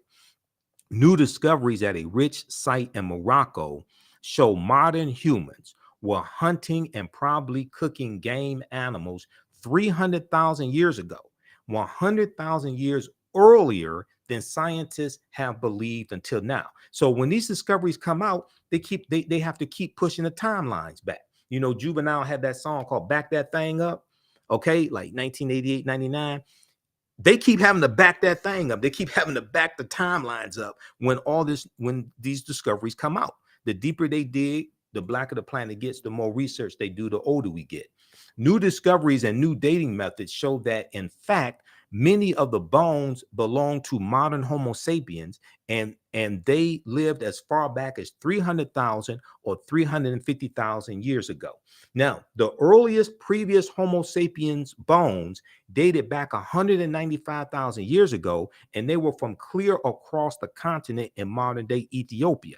All right. So what they're seeing now is that Africans were migrating out of the Nile Valley region of Africa much earlier than previously thought. Taken together, the findings show modern humans were dispersed across Africa long before anyone ever thought. So there's so much archaeological discovery, so much information coming out week after week. Okay, it's hard to keep up with it. So we deal with ancient civilizations, we deal with the Olmecs, we look at this history chronologically. We look at Carthage and the Punic Wars, and Hannibal Barca, the Battle of Cannae, 216 BC, and fighting against the Romans and fighting against Publius Cornelius Scipio Africanus.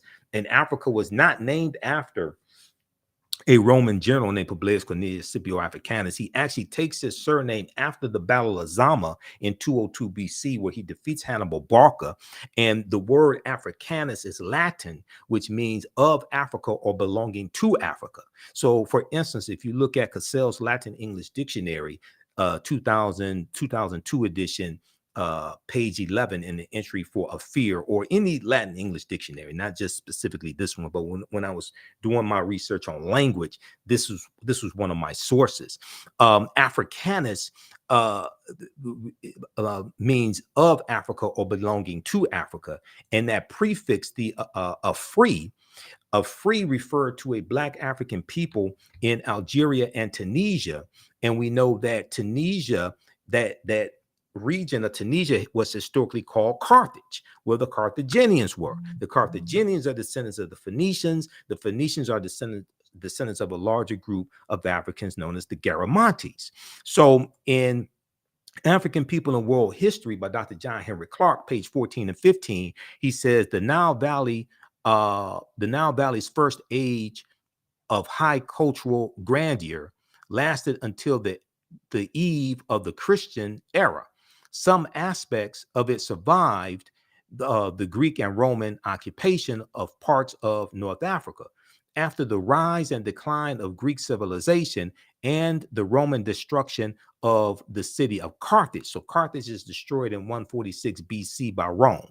The Romans organized the conquered territories into a province they called Africa, a word derived from Afri, A-F-R-I, the name of a group of people about whom little is known. This was a new name because previously all dark-skinned people were called Ethiopians, since the Greeks referred to Africa as Ethiopia, which means the land of the burnt-faced people. Okay, so we talk about Nubia or Ta-Nehesi as well. We go through and look at an overview of these different civilizations. We deal with the 800-year occupation of Europe by the Africans known as the Moors. And look at the origin of the term Moor. The word Moor is derived from the Greek word Maros, M-A-U-R-O-S, which literally means black or very dark or a very dark color. The Romans adopt the word and call them Mari, M-A-U-R-I, like in Maurice. Maurice is in reference to a Moorish boy or a little boy. That prefix Mari is in reference to the Moors. The Mari, M-A-U-R-I, were a Northwest African people who were very dark-skinned. The Romans will refer to the region of Northwest Africa as Mauritania. Mauritania. Mauritania is Latin and means the land of the black-skinned people. You will also see the term Marish, M-A-U-R-I-S-H.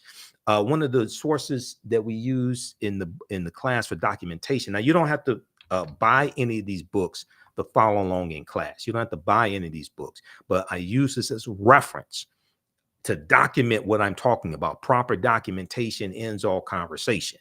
And when we had our conversation with Tony Browder, we talked about documentation. We talked about references. Okay, so if you read Golden Age of the Moor, edited by Dr. Ivan Van Sertima, who we talked about a lot in the conversation with Tony. This book right here, Golden Age of the Moor, edited by Dr. Ivan Van Sertima. If you look at pages 527 and 187, you'll see references to this information that I'm citing right here. All right. So it took a long time to put together the curriculum for this class. I've been teaching this class on and off since 2017. So I've been teaching like 7 years. It has evolved immensely over the years. And the class evolved from a 4.5-hour lecture that I gave in 2014 called Understanding the Transatlantic Slave Trade, what they didn't teach you in school. And that lecture was the culmination of about 7 years of research. So in the class, we deal with the 800-year occupation of Europe by the Africans known as the Moors. This information, this class also, I would say, is PG-13. You can use this with your children. And once again, once you register for the class, your access to the course does not end when the course ends. So a year from now, 2 years from now, you can go back and watch the entire class. Is on demand, so you'll have full access to it. We look at shocking archaeological discoveries that are causing experts to rethink everything. We look at how insurance companies took out insurance policies on slave ships and enslaved Africans on the plantations. We look at Freemasonry, America and the Founding Fathers, origins of the term America and Africa. We look at what is the transatlantic slave trade? What were some of the events that led up to the transatlantic slave trade starting? What role did Christopher Columbus play? A lot of people want to avoid talking about Christopher Columbus. You have to talk about Columbus because Columbus is central to the expansion of the transatlantic slave trade. He wasn't the only person, but Columbus is critical in understanding the expansion of the transatlantic slave trade and where he went on his 4 voyages. Okay. When did Africans first come to the U.S. as enslaved African people? We'll deal with that as well, because this was before 1619. And even in 1619, Most of what we know about August 20, 1619 is incorrect, because codified slave laws did not exist in the 13 colonies in 1619. Those Africans are put into a form of indentured servitude, and they're released after something like about 5 to 7 years. Okay, codified slave laws first come to the colony of Maryland in 1641. Okay, this article right here. So when you see me like on Roland Martin Unfiltered, and you see me on Faraji's show, The Culture, on Roland Martin's network, the Black Star Network, and you see me break down this history, the reason why I'm able to do this is because of the extensive research that I do. Okay, this ain't a game. And as Tony said, like, I got 2 huge stacks of articles. This is half of 1 stack of the articles I had next to me. So I have like thousands of articles printed up here in the office. This is continuous research. This is not a game. All right. This is a historical marker at Fort Monroe, and it notes the in Virginia, and it notes the arrival of the first Africans in Virginia. Okay, this comes from a critical article from VirginiaMercury.com, August 11th, 2019. The name of this article is "Much of what we've been told about Virginia's 1619 first Africans is wrong." Much of what we've been told about Virginia's 1619 first Africans is wrong. And then there were Africans in South Carolina in 1526. Now, we're not talking about Africans being here 51,700 years ago. We're not talking about Juan Garrido coming into Florida with Juan Ponce de Leon, the Spanish conquistador, in 1513. Okay, if you just look at these Africans, there's about 100 of them taken into the South Carolina, Georgia area by the Spanish in 1526, because the Spanish were here before the English come here. Okay, and we know the Spanish were the second ones involved in the transatlantic slave trade, right behind the Portuguese. And when you look at Spain and Portugal, they're right next to each other. So this is why they get, and Spain and Portugal are right above Morocco. So when we have the Moors going into Europe, this is why Spain and Portugal gets the brunt of that, because of where they are located geographically above Morocco. And when the Moors go in 711 AD, it's referred to as the Iberian Peninsula. We know they're going to defeat the Vandals and the Visigoths, and they're going to settle in the southern portion of what we today call Spain. And the Moors refer to it as Al-Andalus, which basically means to walk in a spiritual path or walk in a spiritual light. Okay, so when we look at this history is so fascinating. And the reason why this history is so important is because what you do for yourself, what you do to yourself, and what you allow other people to do to you and get away with is based upon what you think about yourself. What you think about yourself is based upon what you have been taught about yourself. What you've been taught about yourself is based upon everything you've read, heard, and seen about yourself. Okay, your thoughts create feelings, your feelings create actions and behaviors, your actions and behaviors create results. So before 1619, there was 1526, the mystery of the first enslaved Africans in what became the United States. So this is an excellent article from the Washington Post, WashingtonPost.com, September 7th, 2019. Spanish explorers brought 100 African slaves to a doomed settlement in South Carolina or Georgia within weeks. The subjugated revolted, then vanished. And it's believed they went to go live with Native Americans who were here, and which is kind of a tricky term, because you're going to have Africans intermixing with Asians. Asians come here around 3000 BC, and their offspring are who we call Native Americans.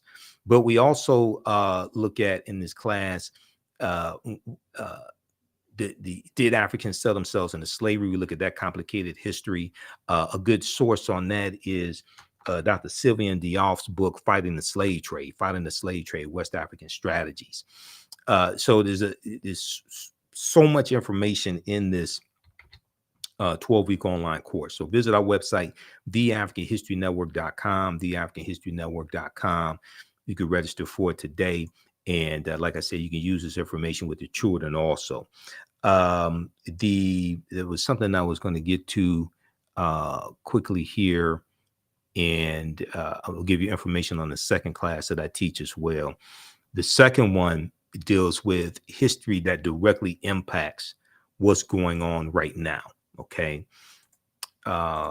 So we have this here, and we talk about Tariq ibn Ziyad in 711 AD. Oh, Christopher Columbus. Okay. So I showed you the slide when we were talking about, when we were speaking with Tony Browder, because he mentioned Christopher Columbus. Columbus never came to the land that we call the United States of America. Okay. It's important to look at where Columbus goes on his 4 voyages. The closest Columbus came to this land is Cuba, which is 90 miles away. All right. So when we look at his first voyage, now there's a direct connection also, because Columbus set sail August 3rd, 1492, and it took him about 7 years to convince King Ferdinand and Queen Isabella to finance his voyages. Now, the African Moors lose control of their last stronghold, which is Granada, January 2nd, 1492, in the Moorish Granada, the Spanish Granada Wars. Okay, August 2nd, 1492, the Spanish expelled the Sephardim, the Sephardic Jews, out of Spain. And then August 3rd, 1492, Columbus set sail. So he set sail on the Nina de Pinta and Santa Maria. He lands in the Bahamas, which he called San Salvador, which means Saint Savior. Then he became a devil to the people on October 12th, 1492. So this is why some people who still celebrate Columbus Day, they still recognize October 12th, 1492, when he landed in the Caribbean. The first place he landed was the Bahamas. He also goes on his first voyage into Cuba, conquers Cuba and Hispaniola, La Isla Española, which means the Spanish island. That Spanish phrase is anglicized to Hispaniola. The western third of the portion of Hispaniola is where the Spanish colony of Santo Domingo was. And then the French take over. The French fight against the Spanish and take control of the western third of the island of Hispaniola in 1697 and call it Saint Dominique. And then there's a revolution in the island, in the colony of Saint Dominique in 1791, and those Africans are going to win their independence from France, declare their independence January 1st, 1804, and called it Haiti or Haiti. Okay, this is what we're talking about. This is the region that we're talking about. Columbus's second voyage, 1493, September 1493, he goes into the West Indies and into Puerto Rico or Bariquin, and then Jamaica in 1494. The Spanish are conquering all these territories, and you're going to see constant fights between these Europeans who have been fighting and killing each other for hundreds of years. They went from being groups of barbarians, okay, the Anglos and the Saxons and the Jutes and the Lombards and the Picts and the Alans and the Franks. They went from being, and the Vandals and the Visigoths, they went from being groups of barbarians to having kingdoms. And then they go from having kingdoms to having nations. And they were fighting and killing each other for hundreds of years. And they will continue with World War I in 1914. In World War II, starting in September 1939, when Adolf Hitler invades Poland. Okay, so what's going on in Ukraine right now is in the region of the world where World War II started, because Ukraine is bordered by which 2 countries? Russia and Poland. Okay, so what's taking place in Ukraine is serious, because that's the region of the world where World War II started, when Hitler invaded Poland, like Putin invaded Ukraine, but it was 1939. This is why you have to understand history. Okay, now, third voyage, May 1498, Columbus conquers Trinidad and the Venezuelan mainland. And then fourth voyage, May 1504, his last voyage, because he dies in 1506, he goes into Panama and Honduras in Central America. These island nations have never recovered from what happened to them over 500 years ago. These island nations have never recovered from what happened to them 500 years ago.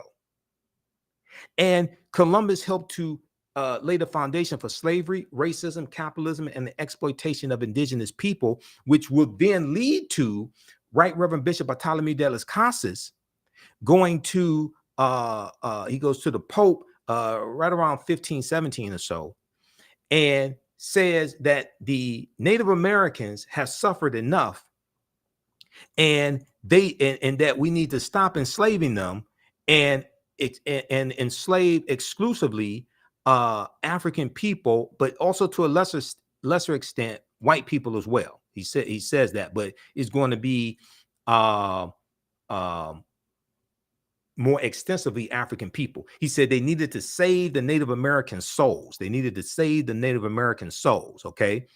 Slavery comes to the New World. African slaves were first brought to the New World shortly after its conquering by Christopher Columbus. Legend has it that one slave was included in his original crew, and they could be found on Hispaniola, site of present-day Haiti, as early as 1501. Upon his arrival in the Bahamas, and he arrives in the Bahamas, like I said, October 12th, 1492.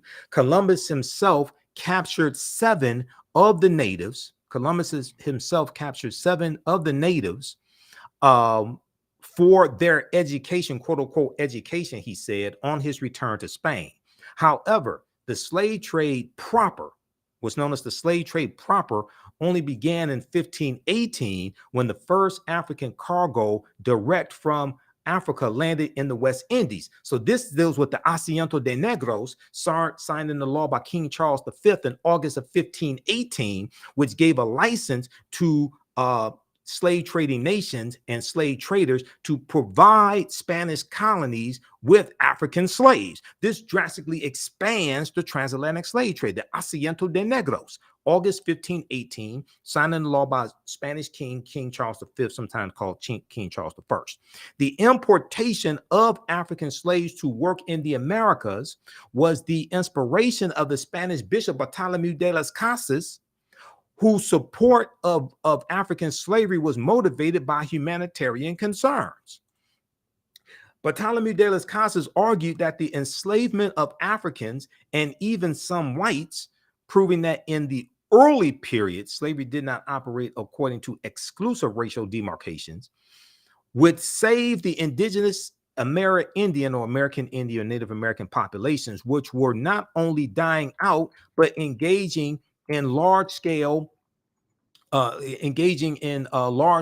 revolts and rebellions. Okay, large-scale resistance as they opposed their excessively harsh conditions. As a result, King Charles V, King of Spain, agreed to the Asiento de Negros, or slave trading licenses of 1518, which later represented the most coveted prize in European wars, as it gave to those who possessed it a monopoly in slave trafficking. Well, Bartolomé de las Casas traveled with Christopher Columbus on some of his voyages, and he kept a diary, okay? And his diary was turned into at least 2 books. I read 2 of his books when I was in college, okay? Like Tears of the Indians or Tears of the Indies, something like that. So Columbus and de las Casas are crucial to understanding the transatlantic slave trade and its expansion. So this is why we have to look at this history chronologically. Professor Kabahaya Kamene, who's one of my teachers, and you've heard many of my interviews with him over the years, he says, to understand the existence of something, you must first understand the pre-existence of existence, okay? All right, so if you like this type of information, you can register for this online course now. You can start watching it immediately, okay? And we have a lot of archive content there. This is understanding the ancient Kemet, the Moors, and the Ma'afa, understanding the transatlantic slave trade, what they didn't teach you in school. How's everybody doing today? How you all like this type of information? Give us a thumbs up, give us a heart, give us a like. Now, I got to pace myself because I got to teach a 2-hour class as soon as I finish this broadcast. See, y'all got me going. I have to pace myself. Then I have to do a 2-hour radio show tonight, okay? So I'm going to be knocked out after my radio show is over with. We do our radio shows Sundays, 9 p.m. to 11 p.m. Eastern Standard Time. Okay, so ancient Kemet, the Moors, and the Ma'afa. Kemet, one of the original names for Egypt. This is a 12-week online course. This time around, we'll do at least 13 sessions. Okay, it's on sale $60, regularly $130. One of the best investments you ever make. And it's the gift that keeps on giving. If you want to give this as a gift to somebody, you can. You can use this registration with your family. You can use this with your children also, because I would say the content is PG-13. It's not overly graphic. I don't do a lot of cursing or anything like that. All right.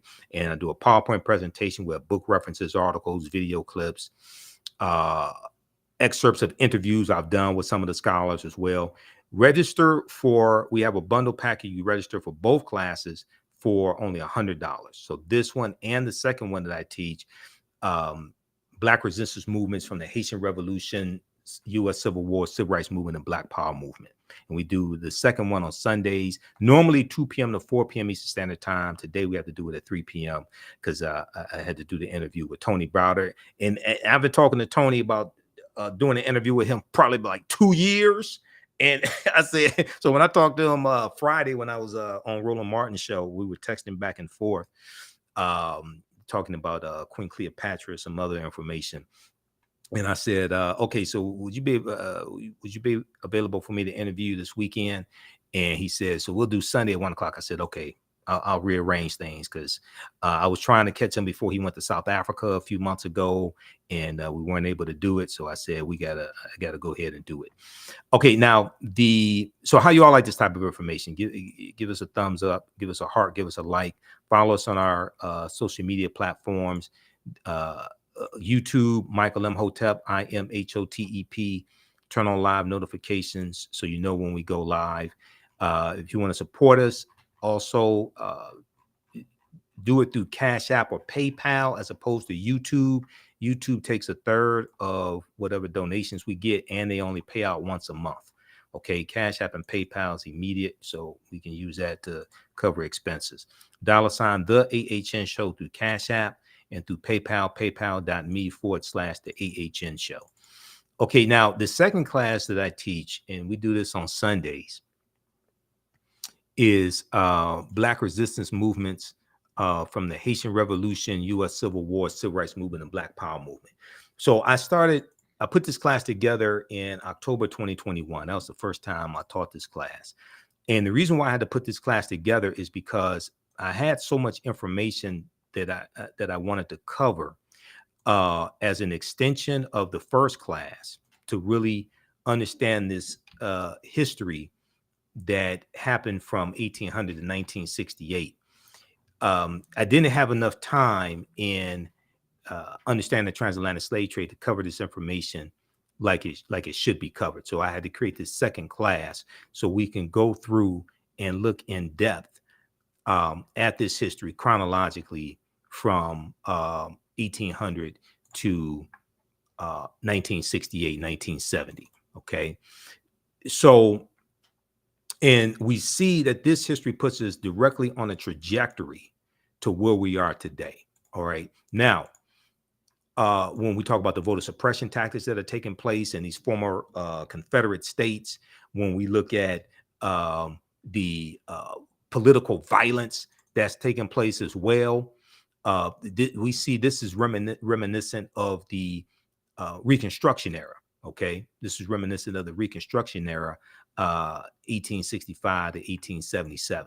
Okay, so I'm going to show you two quick references here, and then we have to get out of here because I got to teach a class also, and I'm going to have to take a nap sometime today because I got to get ready for the show tonight as well. And if there are other people that you want me to interview, email me through the website, theafricanhistorynetwork.com, or email me at ahnshow@theafricanhistorynetwork.com. If the other people you want me to interview are the scholars, email me. Also, if you want to advertise with the African History Network, email us as well. Our current promotion is buy 1 month, get 1 month free. And we have the information on the homepage of our website as well. So African-American business owners, you can advertise with the African History Network. We have 3 different ad packages for you to help you as well. Email us through the website or at ahnshow@theafricanhistorynetwork.com, whether you have a brick or mortar store or a e-commerce store. Okay. So if we look at this, so the second class here, and let me pull this up here. Okay, Black resistance movements. All right. So introduction to this class. In the aftermath of the January 6, 2021 insurrection at the U.S. Capitol building, And we know African-American men participated in building the U.S. Capitol building.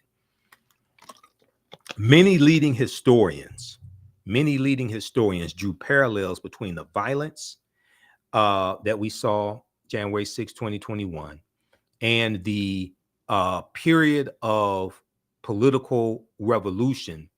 Drew parallels between the violence that we saw January 6, 2021, and the Reconstruction era. Reconstruction is 1865 to 1877. Okay, 1865 to 1877, and this was the period of political revolution directly following the U.S. Civil War, which is 1861 to 1865.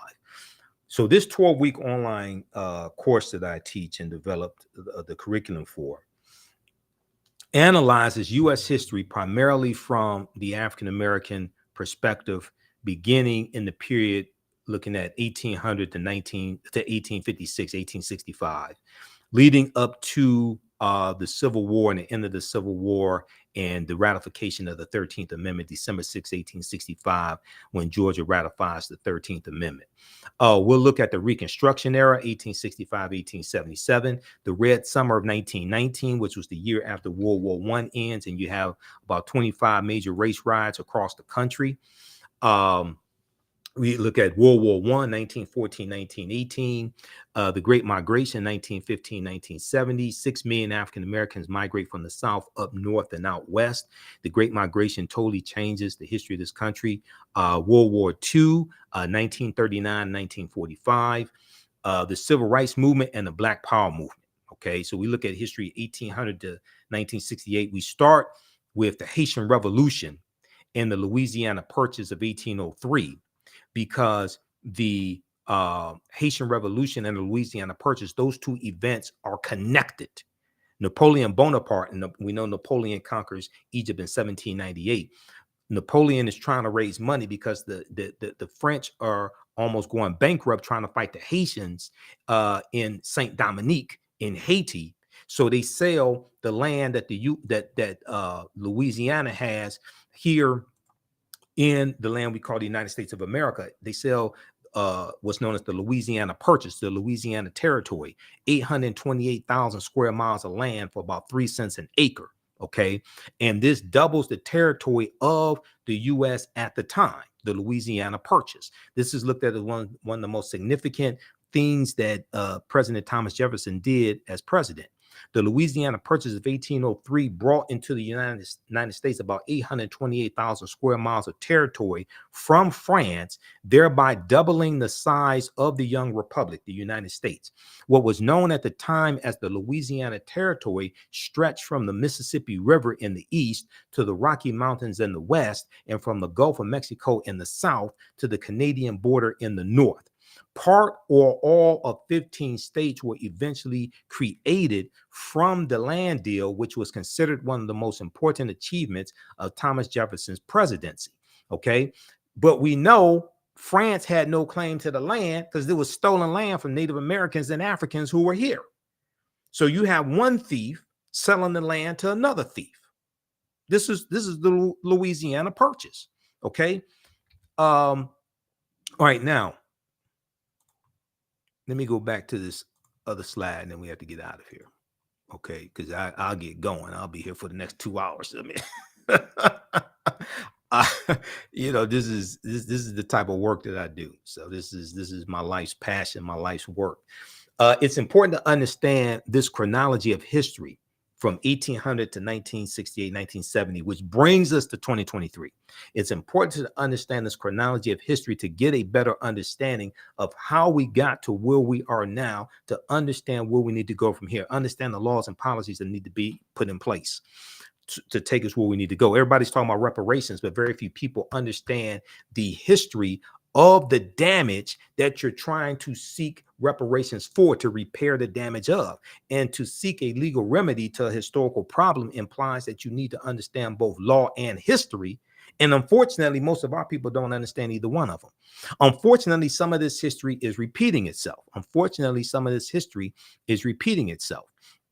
Okay, now there's a good article that we reference in the class. Now, this is from Time Magazine, okay? Time Magazine.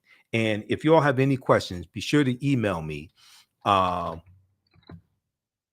Email me at ahnshow@theafricanhistorynetwork.com, and I'll respond to I'll try to respond to all of the questions that you have as well.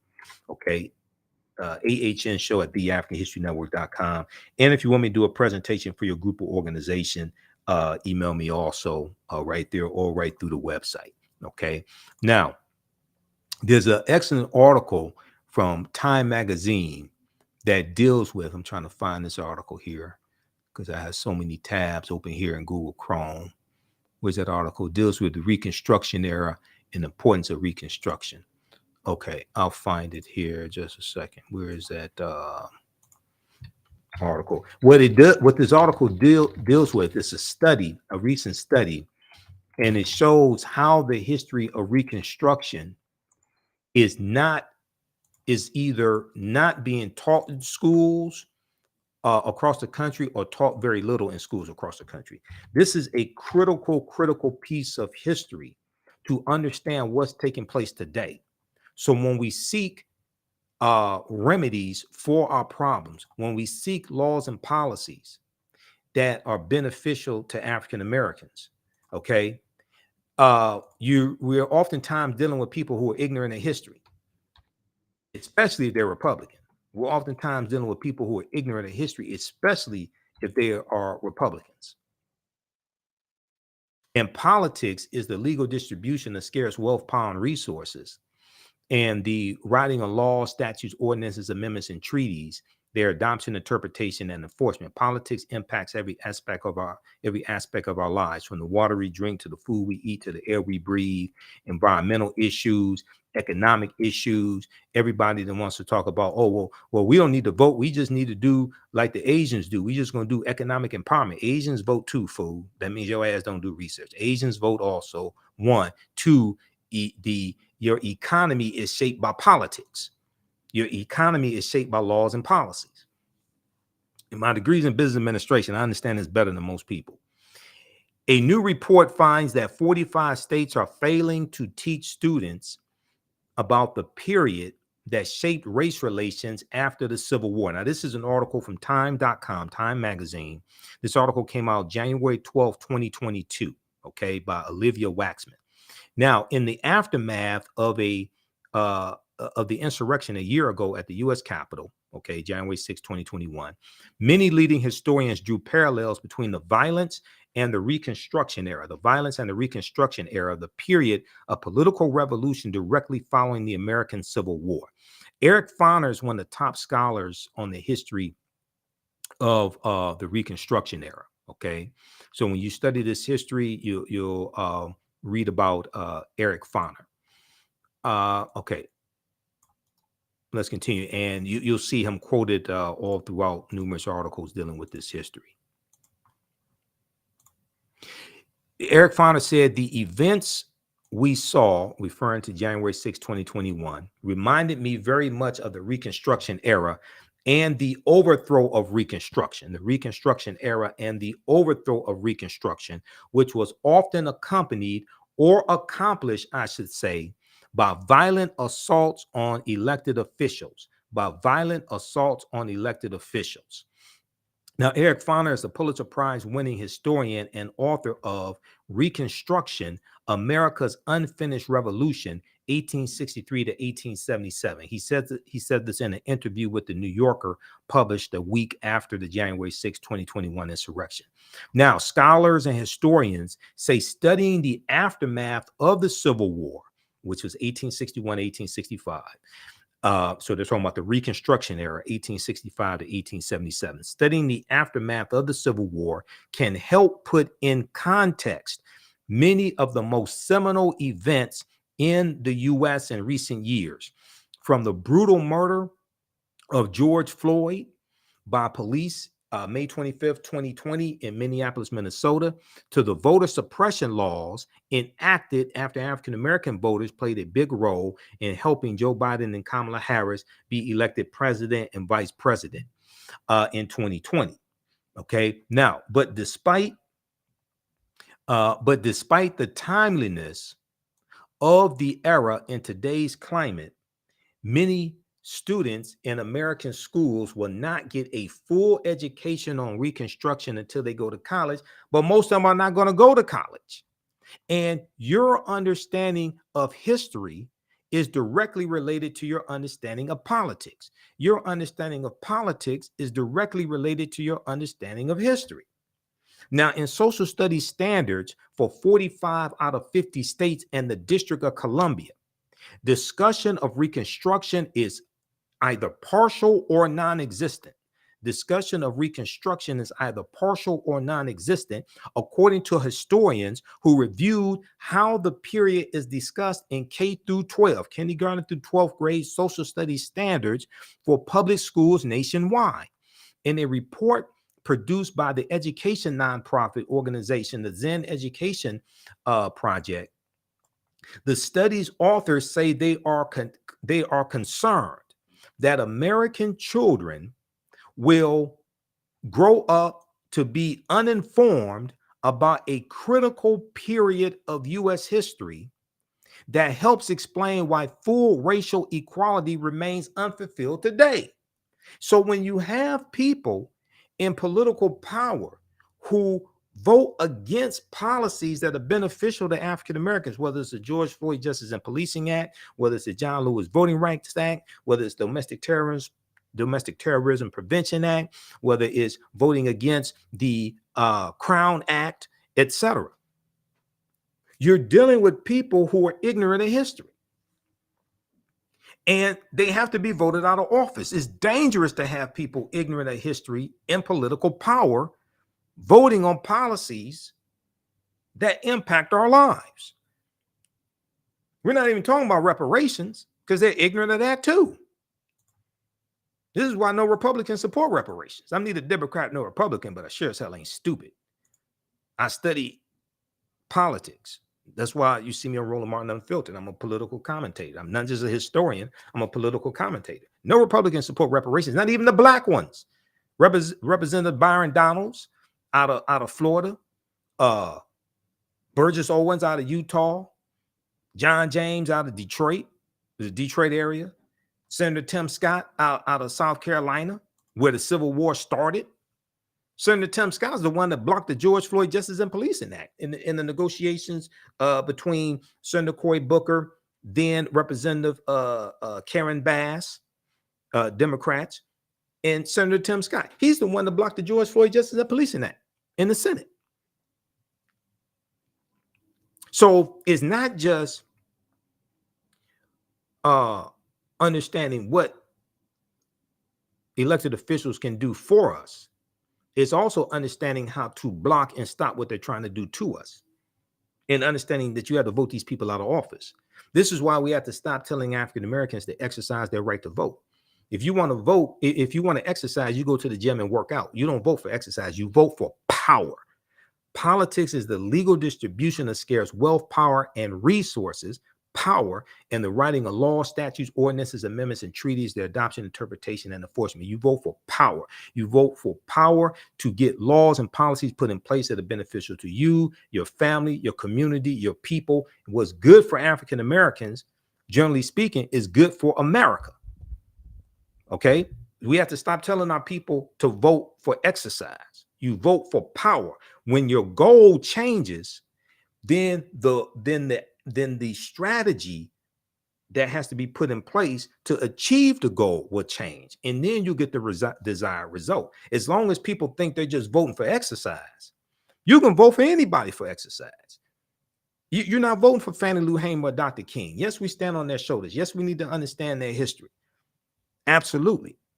But you're voting for today and the future. We need to understand the past. But you ain't going to cast in the vote for Fannie Lou Hamer. You can write in anybody's name for that. Mickey Mouse, Donald Duck, Doc McStuffins, anybody. You can write in anybody's name. But see, when you vote with purpose to understand power acquisition and the utilization of power, Then you realize that if you are just voting for exercise, you can be putting somebody into elected office who is working to dismantle the legacy and the work of Dr. King and Fannie Lou Hamer and John Lewis and Hosea Williams and Septima Clark, okay, and Rosa Parks. When you just voting for exercise, but not for power acquisition. So voting for power is a message that has largely not been communicated to the African American community. Your thoughts create feelings, your feelings create actions and behaviors, your actions and behaviors create results. So that concept has to be disseminated. Why? Because whatever is disseminated becomes imitated. All right, look, we got to get out of here. Register for these online classes that I teach. We have the bundle pack. You can get both classes also for $100. That's a $300 value. The classes are discounted right now for a limited time only. Hopefully you learned a lot today. Hopefully you like this type of information. And we'll see you in class. I'm going to post the link here again as well. We're doing the class today, 3 p.m. Eastern Standard Time. Black resistance movements from the Haitian Revolution, U.S. Civil War, Civil Rights Movement, and Black Power Movement, 1800 to 1968. So you can register for that class. Join us in class right now also. Okay. And I'll be on live Sunday, 9 p.m., 11 p.m. Eastern Standard Time, the African History Network show. You can join us here on our social media platforms. The African History Network on Facebook and Michael Imhotep on YouTube. And we'll talk about the Cleopatra controversy tonight. We'll deal with some of the history of Cleopatra. I talked about, if you saw Roland Martin Unfiltered on Friday, April 21st, I talked about Cleopatra there and some of her history. So we'll get into that discussion. And there's some other information that we'll get into as well. Okay. You can support us, $ the AHN show through Cash App and through PayPal, paypal.me/the AHN show. Remember, right now, let's correct wrong behaviors, not over till we win. Wakanda forever. And we'll talk to you next time. Peace.